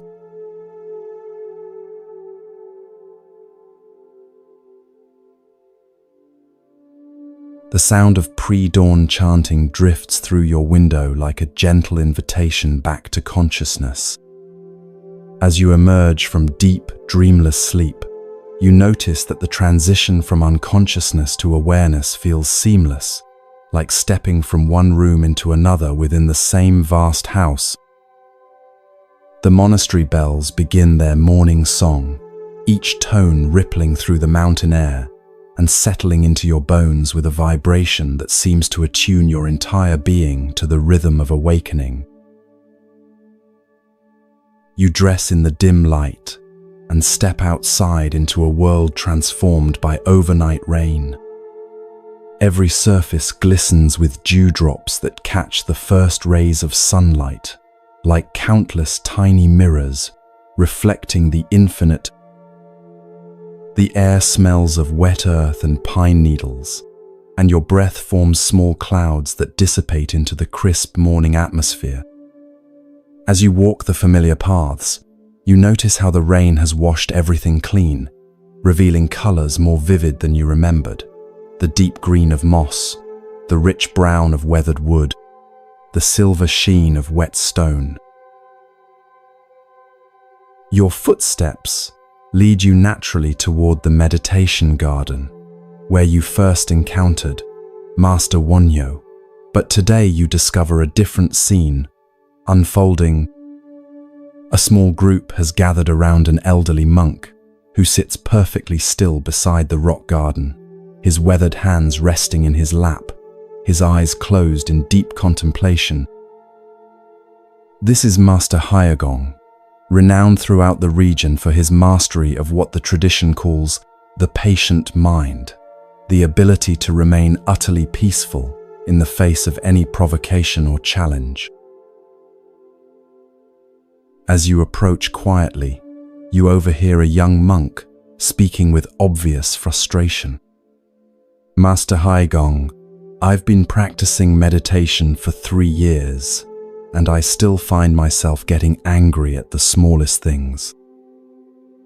Yesterday, when another student accidentally knocked over my tea during the meal, I felt such rage rise up in me that I had to leave the dining hall. How is it possible to develop the kind of patience you demonstrate? Sometimes I wonder if I'm even capable of genuine spiritual progress. Master Hyagong opens his eyes slowly, like a flower opening to receive the morning light. His gaze holds such profound kindness that you can feel it from where you sit at the edge of the group. "Dear Mujin," he says, his voice carrying the gentle strength of mountains that have weathered countless storms, "your frustration with your own reactivity is itself a form of reactivity. You are fighting against your human nature instead of understanding it. Let me share with you a story that might illuminate a different approach." He settles more deeply into his posture, and you can sense the entire group leaning in to receive whatever wisdom he's about to share. "Many years ago, when I was about your age, I believed that patience meant suppressing my anger, pushing down my irritation, and presenting a calm facade no matter what was happening inside. I became quite skilled at this performance, and other students often praised me for my self-control. But I knew that beneath this peaceful exterior, storms of resentment and judgment continued to rage. A gentle breeze stirs the bamboo nearby, creating a soft rustling that seems to underscore his words. One day, my teacher sent me to spend a month with an old hermit who lived alone in a cave high up in these same mountains. This hermit, Master Byopjong, was famous for his patience, but when I arrived at his cave, I was shocked by what I found. He was sitting outside his dwelling, apparently having an animated argument with a large crow that had taken up residence in a nearby tree. Several of the listening monks smile at this unexpected image, and you find yourself drawn deeper into the story. The crow had been stealing food from the hermit's small garden for weeks, and Master Byopjong was scolding the bird as if it were a misbehaving child. "You greedy fellow," he was saying, shaking his finger at the crow. "I've told you a dozen times that those berries are for both of us to share. Your behavior is completely unacceptable." Master Haegong pauses, allowing the humor and confusion of this scene to register with his listeners. I was deeply disturbed by witnessing this apparently impatient behavior from a master I had come to revere.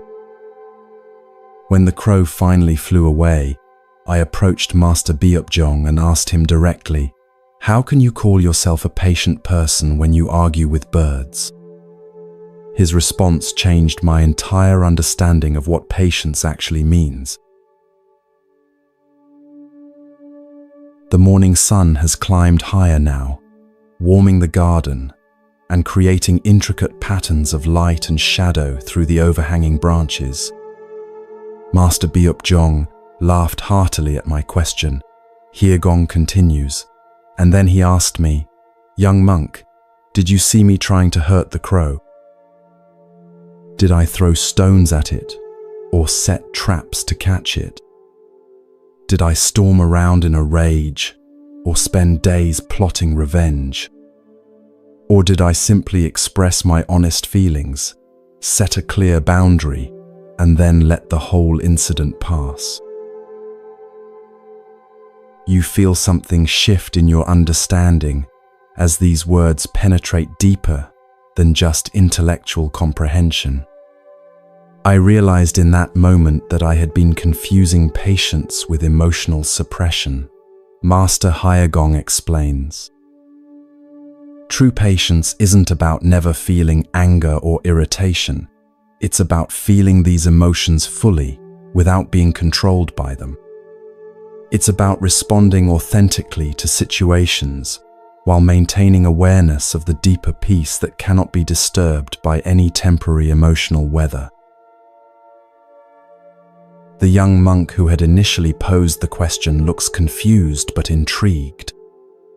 "But Master, if we express our anger, won't that just create more conflict and disharmony?"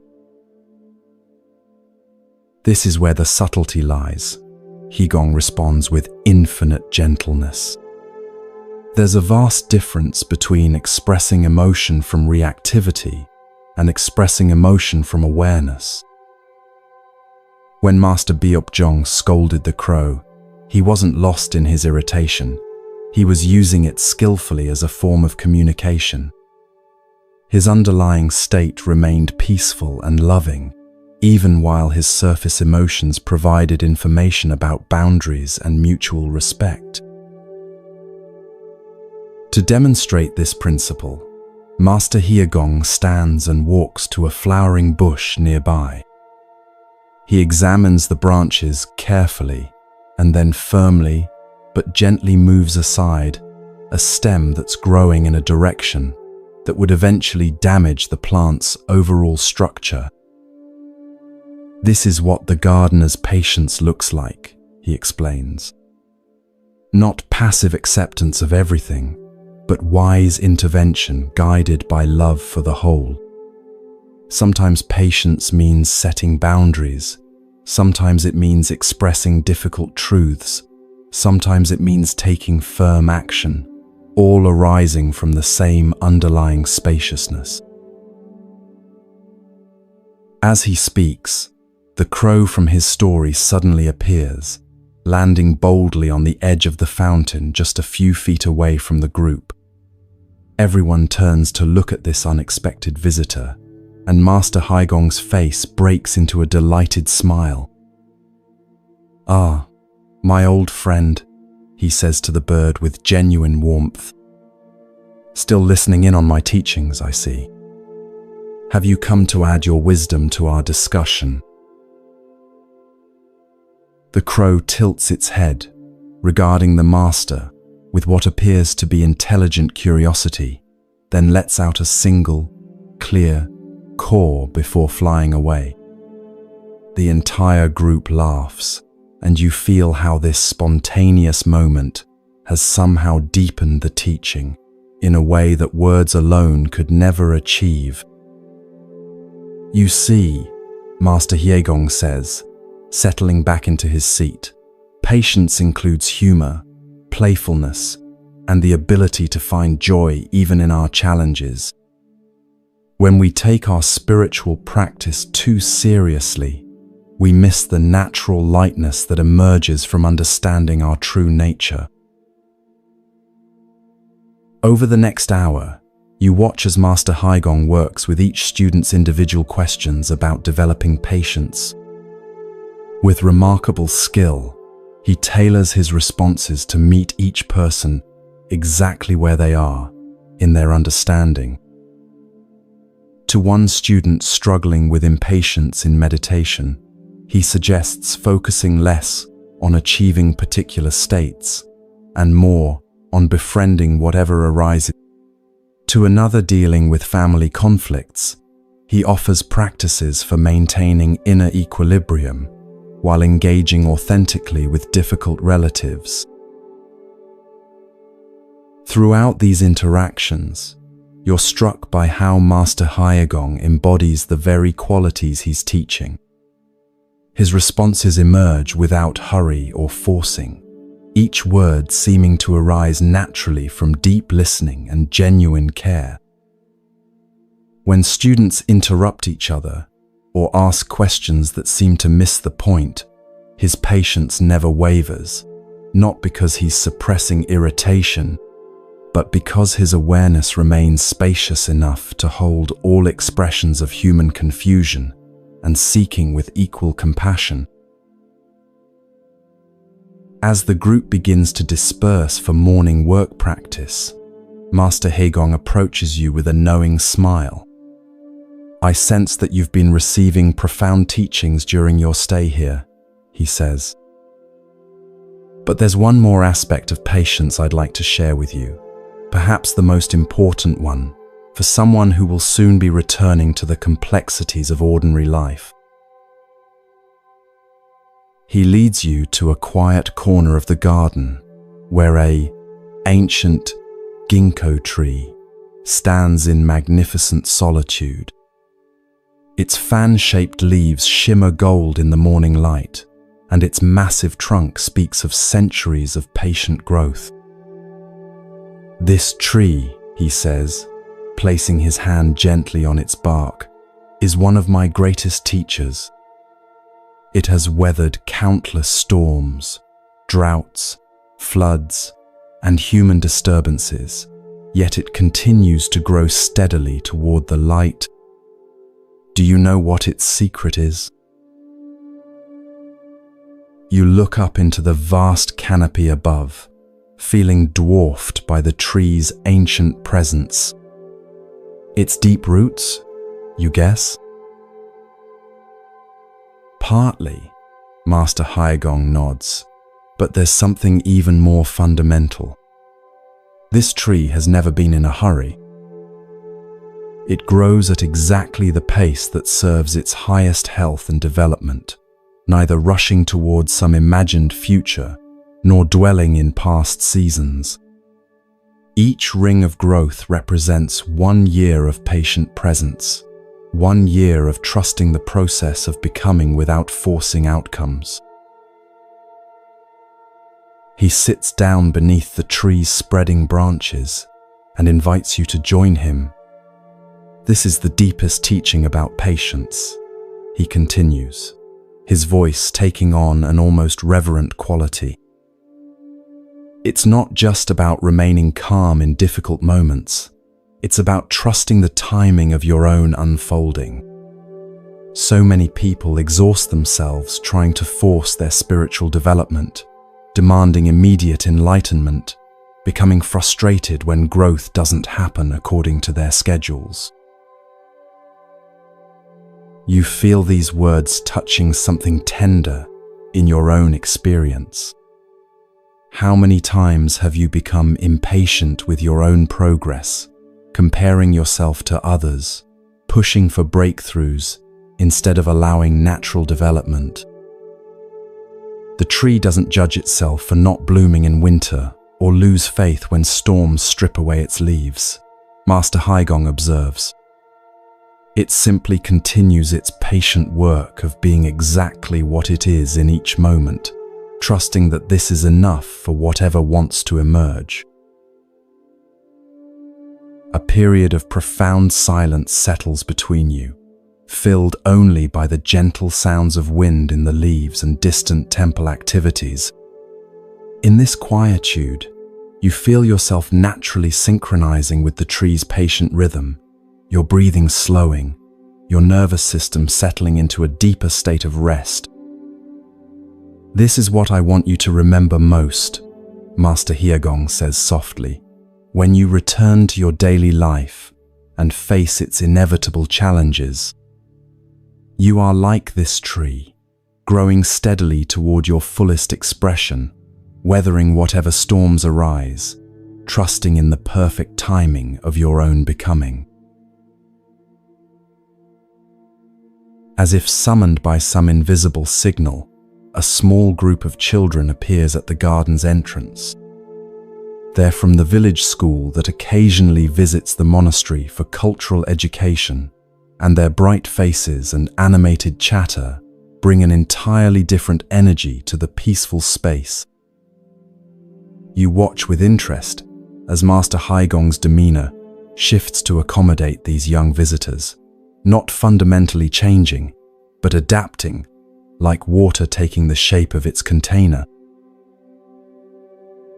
"Master Haigong," one of the children calls out, running toward him with obvious delight.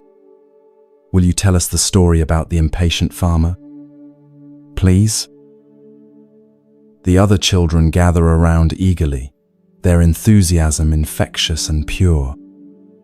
You realize you're about to witness another facet of his teaching skill, the ability to convey profound wisdom through simple stories that speak to minds and hearts of any age. "Of course, little ones," he says, his voice taking on the special warmth adults, reserved for children. "But first, let's all sit comfortably under our friend the ginkgo tree. Trees are excellent listeners, and this one has heard many stories over its long life." Once everyone is settled, Master Haigong begins. Long, long ago, there lived a farmer who was so impatient that he could barely sleep at night after planting his rice seeds. Every morning, he would rush to his fields and stare at the muddy ground, willing the little green shoots to appear. "Why aren't they growing faster?" he would ask his wife. "My neighbor's rice was planted the same day, and I'm sure his plants will be bigger than mine." The children listen with rapt attention, and you find yourself equally drawn into the tale. Day after day, the impatient farmer became more and more worried. When the first tiny green shoots finally appeared, he was so excited that he decided to help them grow faster. "These poor little plants," he said to himself, "they're struggling so hard to push through the soil. I'll give them a helping hand." Master Hyagong pauses dramatically, and one of the children asks with concern, "What did he do?" "Well," the master continues with a gentle smile, "the impatient farmer went to his field early the next morning and began carefully pulling on each little rice shoot, trying to make them taller.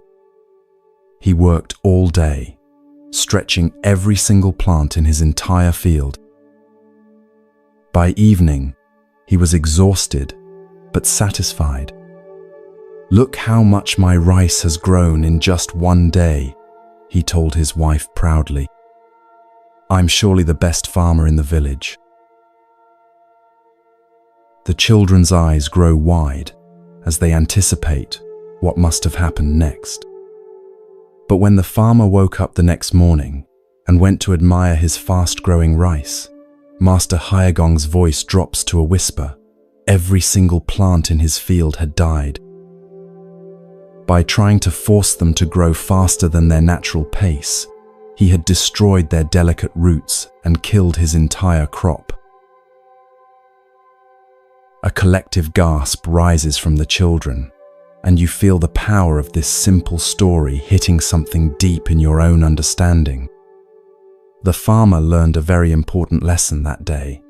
Master Hyagong continues, "Some things cannot be rushed. Plants grow at their own pace, friendships develop in their own time, and learning happens when we're truly ready.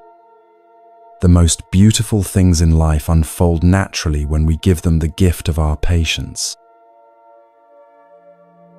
One of the older children raises her hand thoughtfully. "Master Hyagong, does this mean we should never try to improve or work hard?" "What a wonderful question," he responds with genuine delight. The farmer's mistake wasn't in caring for his rice or wanting it to grow well. His mistake was in not trusting the natural process and trying to force results through impatience. There's a big difference between nurturing growth and forcing it. When you study for school, practice music, or learn to ride a bicycle, you're nurturing your own growth. But if you become frustrated and impatient, trying to skip steps or demanding instant mastery, you might actually slow down your progress. As the children absorb this wisdom, you reflect on how perfectly this story captures what you've been learning throughout your stay at the monastery. Every teaching has pointed toward the same fundamental truth. When we stop fighting against the natural flow of life and learn to work with it skillfully, everything becomes easier and more effective. Not easier in the sense of requiring no effort, but easier in the sense of moving with the current instead of against it. The children eventually disperse to explore other parts of the monastery, their laughter and excited voices gradually fading as they move toward the main buildings. Master Hyagong watches them go with evident fondness, then turns back to you with a smile that seems to hold all the warmth and wisdom of countless seasons. "Children are natural teachers of patience," he observes. "They remind us that growth is meant to be joyful, that learning can be playful, and that the present moment is the only place where real development actually happens." The morning sun has grown quite warm by now, and you notice that the dew on the grass has evaporated, leaving everything fresh and bright. "Master," you find yourself asking, "as I prepare to leave this place and return to my ordinary life, how can I maintain the patience and presence I've discovered here? I'm concerned that the pressures and distractions of daily life will quickly erode these insights." His eyes soften with understanding, and you sense that this is a question he's answered many times for many students. "The most important thing to remember," he says, rising and beginning to walk slowly toward the monastery's main courtyard, "is that patience is not a destination you reach, but a muscle you strengthen. Every moment offers an opportunity to practice, waiting in line at the store, dealing with traffic, listening to someone whose opinions differ from yours, even tolerating your own imperfections and mistakes. As you walk together, you pass other students and teachers going about their daily activities. Each person you encounter nods respectfully to Master Haigong, and you notice how his mere presence seems to create ripples of calm and centeredness in everyone around him. The secret, he continues, is to start small and be consistent. Don't try to become perfectly patient overnight. Remember the story of the impatient farmer. Instead, choose one small situation each day where you can practice responding rather than reacting, where you can offer the gift of your presence rather than the urgency of your agenda. You arrive at the central courtyard where the fountain continues its eternal flow, and Master Haigong pauses beside the stone basin.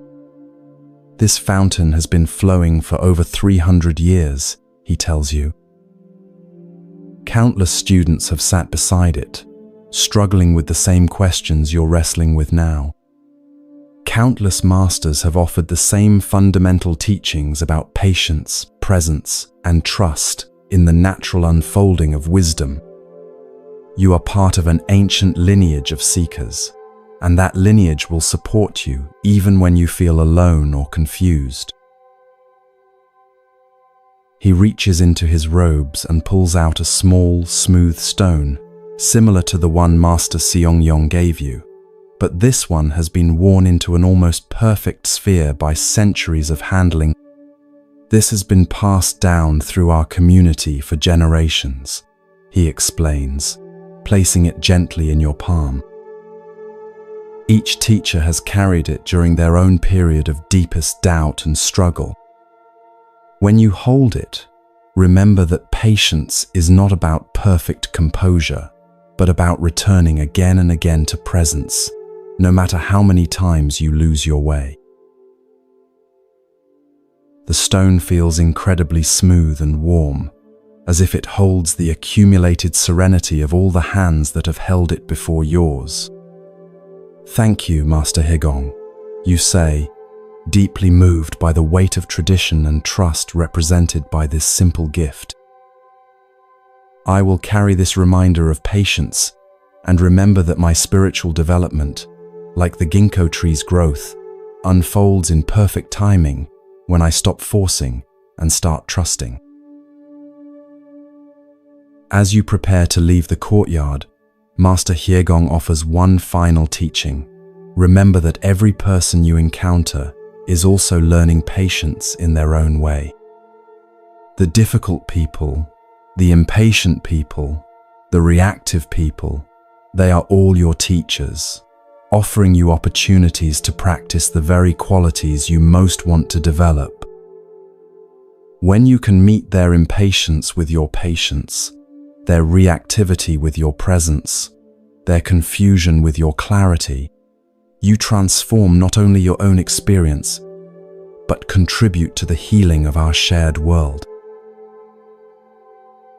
The afternoon begins to unfold with a quality of timeless ease as you continue exploring the monastery grounds. You find yourself naturally gravitating toward a section you haven't yet visited, a terraced garden where elderly monks tend rows of vegetables with the same meditative attention they bring to formal spiritual practice.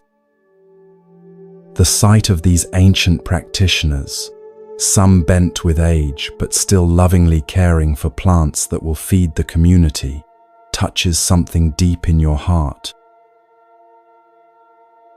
One of the oldest monks, his back curved from decades of bending over garden beds, looks up as you approach. His face is deeply lined, but radiates the kind of contentment that comes from a life lived in complete alignment with one's deepest values. Ah, a visitor to our humble vegetable meditation, he says, with a voice like rustling leaves. Would you like to learn about the patience of the earth? She is the greatest teacher of all. Without waiting for your response, he hands you a small hand tool and gestures toward a bed of young lettuce plants. Weeding, he explains simply, is like tending the mind. You gently remove what doesn't serve the growth of what you're cultivating. But you must be careful not to disturb the delicate roots of what you want to keep. As you kneel beside him and begin carefully separating weeds from vegetables, you're struck by how this simple activity becomes a profound meditation. Each movement requires attention and discernment, distinguishing between what serves the garden's health and what competes with it. Your hands work in the cool soil while your mind settles into the rhythm of careful, purposeful action. You see, the old monk continues as he works beside you. The earth teaches us that patience is not passive, waiting but active, loving care. She provides nutrients, holds the seeds in darkness until they're ready to sprout, weathers storms that might damage tender plants.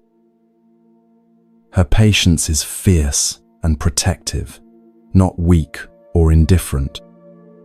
This is the kind of patience we can cultivate toward our own growth and the growth of others. The afternoon sun warms your back as you work, and you lose track of time in the meditative rhythm of gardening. Other monks work nearby in companionable silence, and you feel held by a sense of community and shared purpose that transcends the need for constant conversation. This, you realize, is another form of the teaching, learning to be present with others without the compulsion to fill every moment with words or activity. As the light begins to shift toward evening, the old monk stands slowly and surveys the work you've accomplished together. Good, he says with simple satisfaction. The plants can breathe a little easier now. Tomorrow they'll be a little stronger, a little more able to reach toward the light. This is how all growth happens, not in dramatic leaps, but in countless small acts of care and attention. He brushes the soil from his hands and looks at you with eyes that seem to hold the wisdom of countless seasons. When you return to your life beyond these walls, he says, remember the lettuce. Every day, you can tend the garden of your own consciousness with the same patient care, gently removing thoughts that don't serve your highest growth, nurturing the qualities you want to cultivate, trusting that small, consistent efforts create lasting transformation. As you walk back toward the main monastery buildings, your hands still carrying the scent of earth and your heart full of the day's accumulated wisdom, you feel a deep sense of completion beginning to settle in. Tomorrow, you will begin your journey back to ordinary life. But you know now that you carry within you a treasure more valuable than any external accomplishment, the understanding that true peace and wisdom arise not from controlling external circumstances, but from cultivating inner spaciousness and patience. Every challenge that awaits you in the world beyond these walls is simply another opportunity to practice these timeless teachings, another chance to embody the profound simplicity of responding rather than reacting.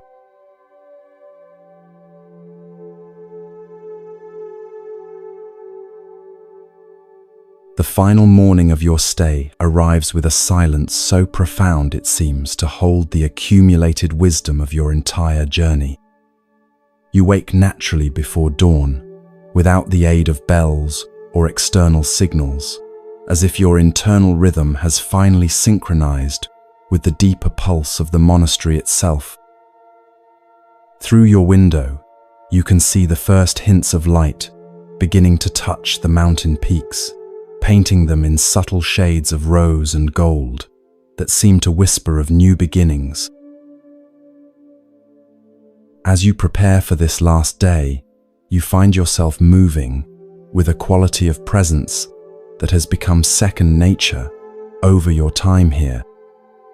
Each simple action, washing your face, folding your bedding, arranging your few possessions, feels infused with the same meditative attention you've learned to bring to formal practice. You realize that the monastery has taught you something far more valuable than techniques or concepts. It has shown you how to transform any activity into a gateway to deeper awareness. Stepping outside into the pre-dawn stillness, you're drawn once more to the garden where your journey began.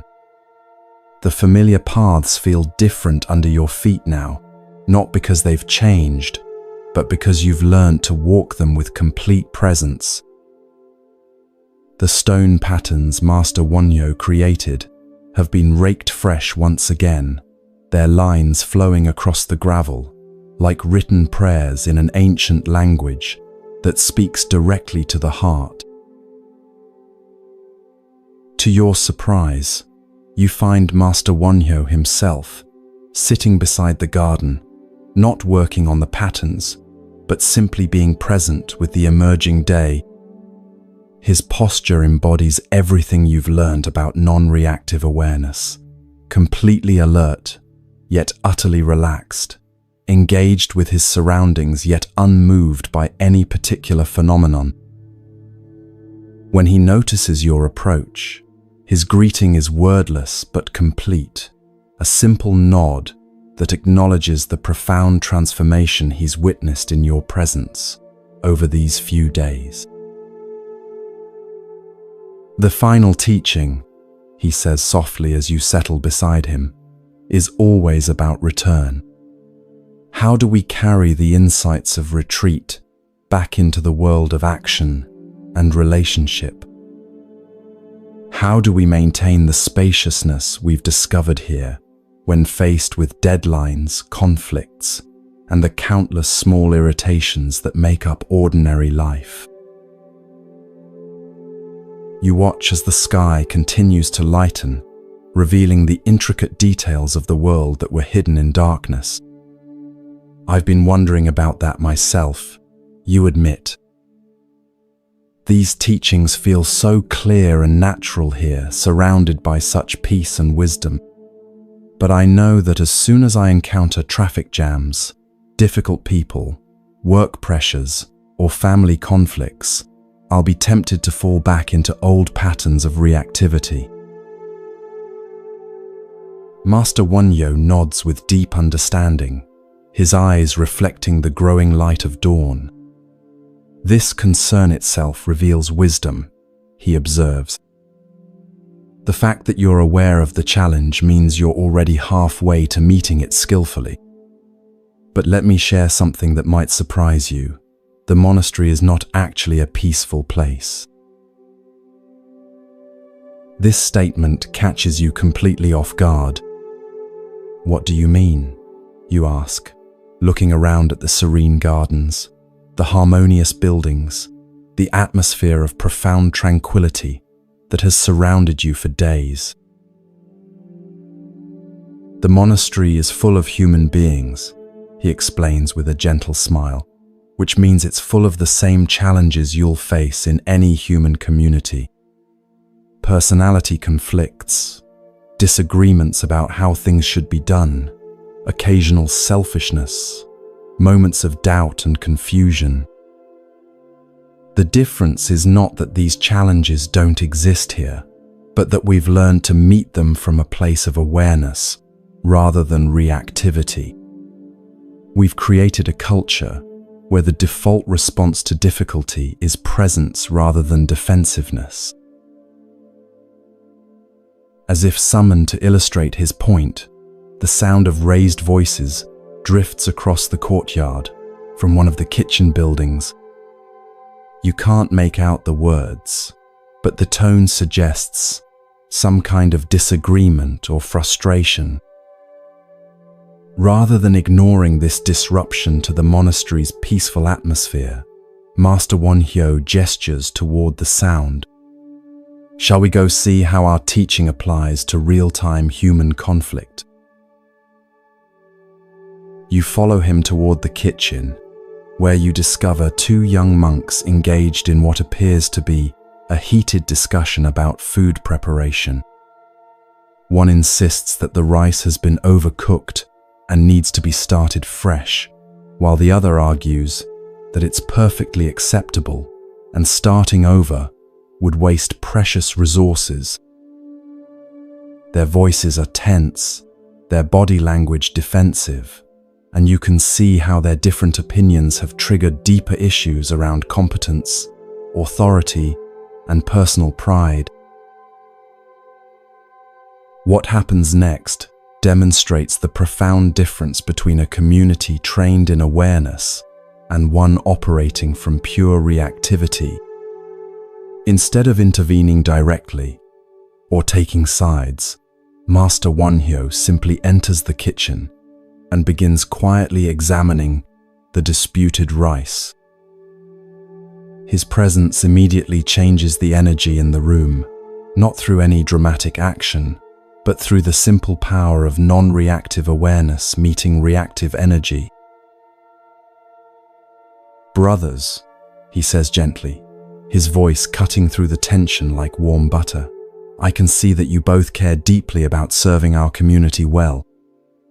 This disagreement isn't really about rice, is it? It's about each of you wanting to do your best work and feeling frustrated when your standards seem to conflict with someone else's."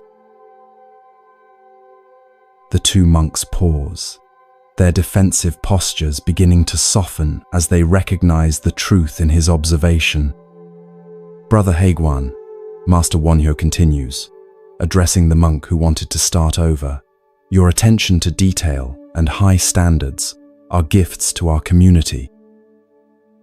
And Brother Miran," he turns to the other, "your concern for not wasting resources and your practical wisdom are equally valuable. How might we honor both of these qualities in finding a solution?" You watch in fascination as the entire dynamic shifts from conflict to collaboration.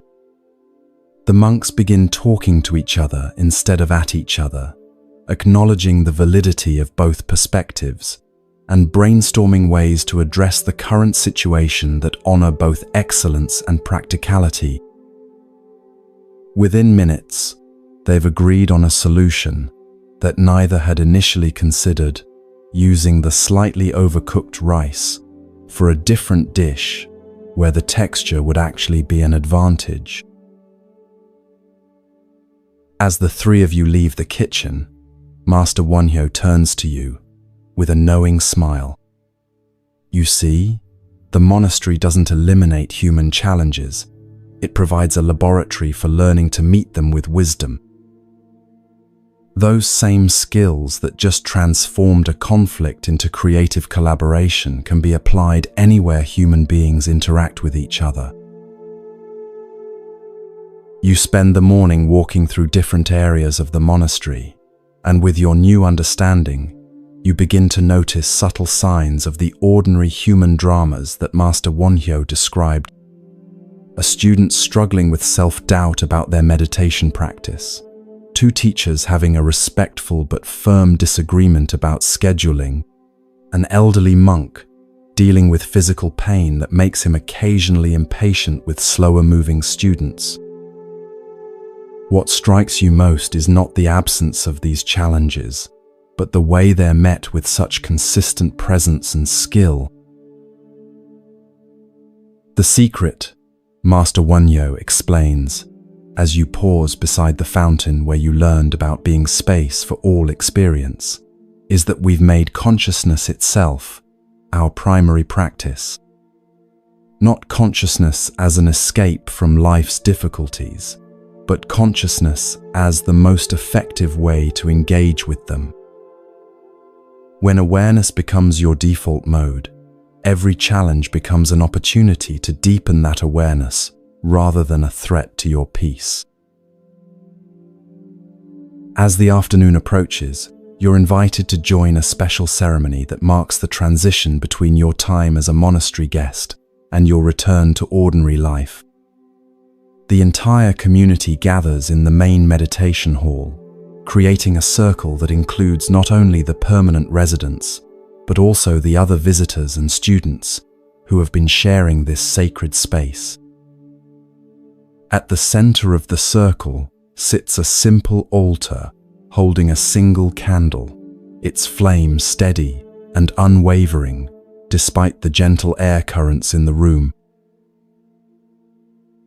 Master Jigwon, the eldest teacher who first pointed you toward your true nature as pure awareness, rises to address the group.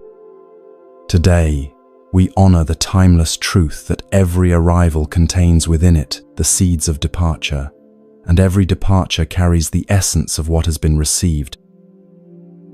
Our friend here has spent these days remembering what they have always known, but perhaps temporarily forgotten, that peace is their true nature, wisdom is their birthright, and love is their deepest response to existence itself. One by one, each of the teachers you've encountered offers a brief reflection on some aspect of the teachings you've received. Master Seong-yong speaks about becoming space for all experience. Master Myoan shares insights about effortless action. Master Hyegong reminds you of patience as a form of trust in natural timing. As they speak, you feel the various strands of wisdom you've received, weaving together into a seamless understanding that transcends any individual teaching. But the most important voice in this circle, Master Jigwon concludes, is your own. Would you share with us what you're taking from this experience? Not just the concepts you've learned, but the lived understanding that will guide you as you re-enter the world beyond these walls. For a moment, you sit in the profound silence of the circle, feeling the weight of the question and the loving attention of the entire community. When you finally speak, the words seem to emerge from a depth you didn't know you possessed. I'm taking with me the understanding that I am not the small, reactive self I thought I was. You begin. I am the awareness in which all experience arises and passes away. This awareness cannot be disturbed by anything it witnesses, and from this place, I can respond to any situation with wisdom and compassion, rather than react from old wounds and fears. You pause, feeling into the truth of these words as they settle in your heart. I've learned that non-reaction doesn't mean becoming passive or indifferent, but rather becoming so spacious and present that my responses arise from clarity rather than confusion. Every difficult person I encounter is offering me a chance to practice this presence. Every challenging situation is an opportunity to remember who I really am. And every moment of forgetting is simply another doorway back to remembering. The circle receives your words with profound silence, and you feel how your understanding has become part of the collective wisdom that this community holds and transmits. Master Wonhyo approaches with a small, leather-bound journal that has been aged by many hands. This contains reflections from students who have sat where you're sitting now, he explains. Some wrote poems, others drew pictures, some simply recorded a single word or phrase that captured their deepest insight. Would you add your voice to this lineage of seekers? You accept the journal with hands that tremble slightly from the honor of this request. As you flip through its pages, you see decades of heartfelt expressions from people whose lives were touched by these same teachings. Some entries are sophisticated philosophical reflections. Others are simple drawings or single words like home, peace, or remembering. When you find a blank page, you sit quietly for several minutes, allowing whatever wants to emerge to arise naturally. Finally, you write, "I came seeking to learn how not to react, and I discovered that what I am cannot be moved by any reaction." The waves thought they needed to become calm, but they discovered they were always the ocean. Below this, you draw a simple circle, empty yet complete, boundless yet perfectly whole. As the ceremony concludes with a period of silent meditation, you feel the profound integration of everything you've learned settling into your bones. The silence is not empty but full, pregnant with the accumulated wisdom of centuries of practitioners who have walked this same path of awakening. When the final bell rings, marking the end of your formal time as a monastery student, you feel ready to carry this treasure back into the world. The evening meal is especially festive, with the entire community gathering to celebrate not just your departure, but the continuity of the teachings that will flow through you into whatever life situations you encounter. Conversations flow naturally between profound spiritual insights and light-hearted humor, demonstrating how the deepest wisdom often expresses itself through the most ordinary human connections. You realize that this integration of sacred and mundane is perhaps the most important teaching of all, that awakened awareness doesn't separate us from life, but allows us to engage with it more fully and skillfully. As the evening progresses, you find yourself in small group conversations with other visitors who are also preparing to leave. Each person has received the teachings through their own unique lens of experience and understanding, yet beneath the surface differences, you recognize the same fundamental transformation that has occurred in your own awareness. You're struck by how the monastery serves as a kind of laboratory where people from all walks of life can discover their shared essence beneath the surface differences of personality, culture, and personal history. One visitor, a business executive from Tokyo, shares how the teachings about non-reaction have already begun transforming her approach to corporate conflicts. Another, a retired teacher from California, describes how the understanding of spacious awareness has helped him navigate the challenges of aging and physical limitation with greater grace. A young artist from Berlin explains how the principles of effortless action have revolutionized her creative process, allowing her work to emerge from a place of flow rather than forced effort. Listening to these diverse applications of the same fundamental insights, you begin to appreciate the universal nature of what you've learned.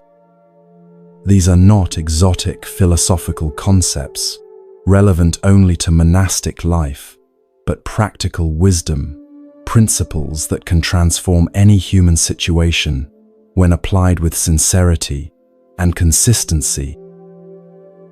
The monastery has served as a protected environment where you could discover and practice these principles, but their real test and value will come through their application in the complexity of ordinary life. As the night deepens and the community begins to disperse for personal study and rest, Master Wonhyo approaches you for a final private conversation. "Tomorrow you begin the journey home," he says, settling beside you on a bench overlooking the moonlit valley. But I want you to understand that home is not a place you're traveling toward. It's the awareness you're traveling as. Every step of your journey, every person you encounter, every challenge you face will be arising within the same spacious consciousness you've learned to recognize here. The moonlight illuminates the entire valley spread below, and you can see the lights of distant villages twinkling like stars that have fallen to earth. Each of those lights represents human beings who are struggling with the same fundamental questions you brought here. Master Wonhyo continues. How to find peace in the midst of chaos, how to respond wisely rather than react blindly, how to maintain connection with their deepest nature while navigating the demands of practical life. You are returning to them not as someone who has escaped these challenges, but as someone who has learned to meet them from a fundamentally different place. He stands and walks to the edge of the overlook, his silhouette framed against the star-filled sky. The monastery will always be here when you need to remember these teachings, he says. But more importantly, the monastery you've discovered within your own awareness will travel with you wherever you go. Every moment of presence is a return to this sacred space. Every breath taken in awareness is a coming home to your true nature. As you prepare for sleep on this final night, you're surprised to find that instead of sadness about leaving, you feel profound gratitude and excitement about the opportunity to test and share what you've learned. The monastery has given you something far more valuable than a temporary escape from life's challenges. It has given you the tools and understanding to transform those challenges into opportunities for deeper awakening. Every difficult person will become a teacher of patience. Every stressful situation will become a chance to practice presence. Every moment of conflict will become an invitation to respond from awareness rather than react from conditioning.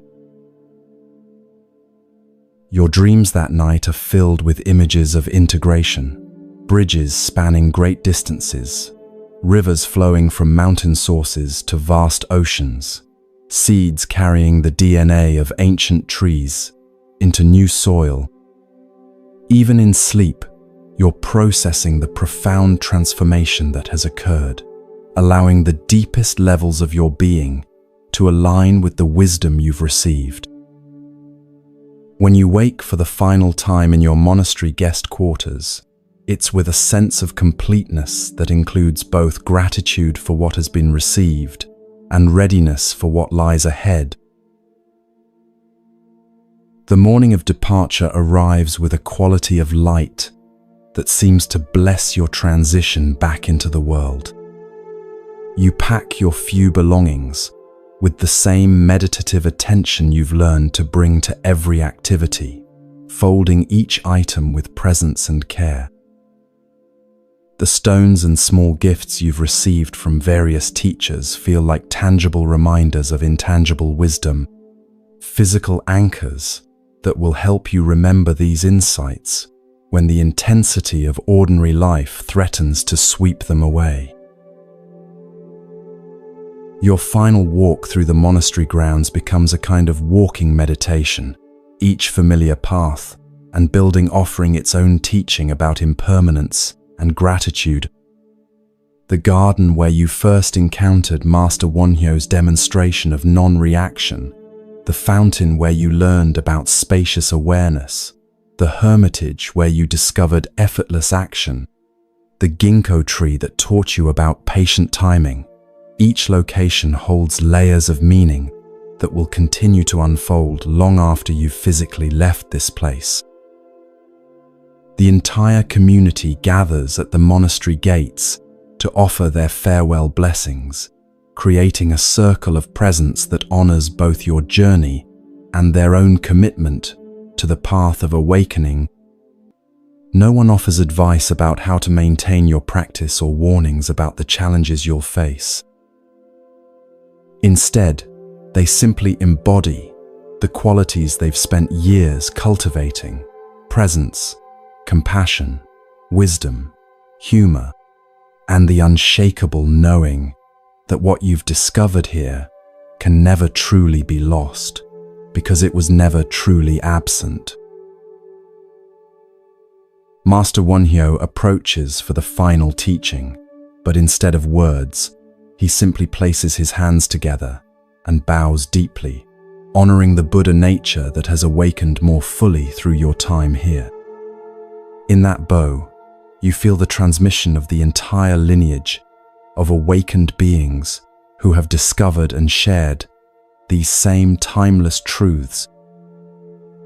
When you bow in return, it's not just a gesture of respect, but a recognition of the same awakened essence that connects all beings, regardless of their apparent differences. As you walk through the monastery gates for the final time, you carry with you not just memories of a transformative experience, but a fundamentally altered understanding of who you are and how life works. The path ahead winds down the mountain toward the valley, where ordinary life continues its eternal dance of challenges and opportunities. But you walk that path now as someone who knows that there is no such thing as ordinary life, only life met with ordinary consciousness, or life met with awakened awareness. The monastery bells ring one final time as you reach the first bend in the path, their tones following you like a benediction into the wider world. But you know now that you carry within you a bell that can ring at any moment, calling you back to presence, back to awareness, back to the unshakable peace that is your true nature. Every person you'll meet, every situation you'll encounter, every breath you'll take is an opportunity to live from this understanding, to demonstrate through your own being that it's possible to remain unmoved by the storms of life while still engaging fully with its endless creativity.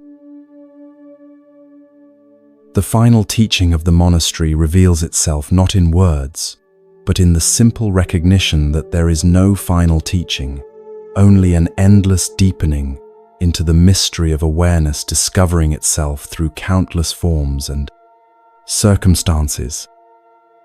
You are not leaving the monastery behind, but carrying its essence forward, becoming a living bridge between the wisdom of ages and the needs of this moment. In every act of non-reaction, every response born from presence, every moment of spacious awareness, you become part of an ancient current of awakening that flows through all traditions and touches all hearts, ready to receive its transformative power. As the monastery disappears from view behind the mountain curves, you feel not loss but expansion, the boundaries between sacred and mundane, between monastery and world, between teacher and student dissolving into the recognition that all of life is one continuous teaching when met with the awareness you've learned to cultivate. The power of not reacting is not something you've acquired, but something you've remembered, not something you must maintain, but something that maintains itself when you simply rest in your true nature. And with each step toward home, you carry that recognition deeper into a world that desperately needs the gifts of presence, wisdom, and unshakable peace that flow naturally from the awakened heart.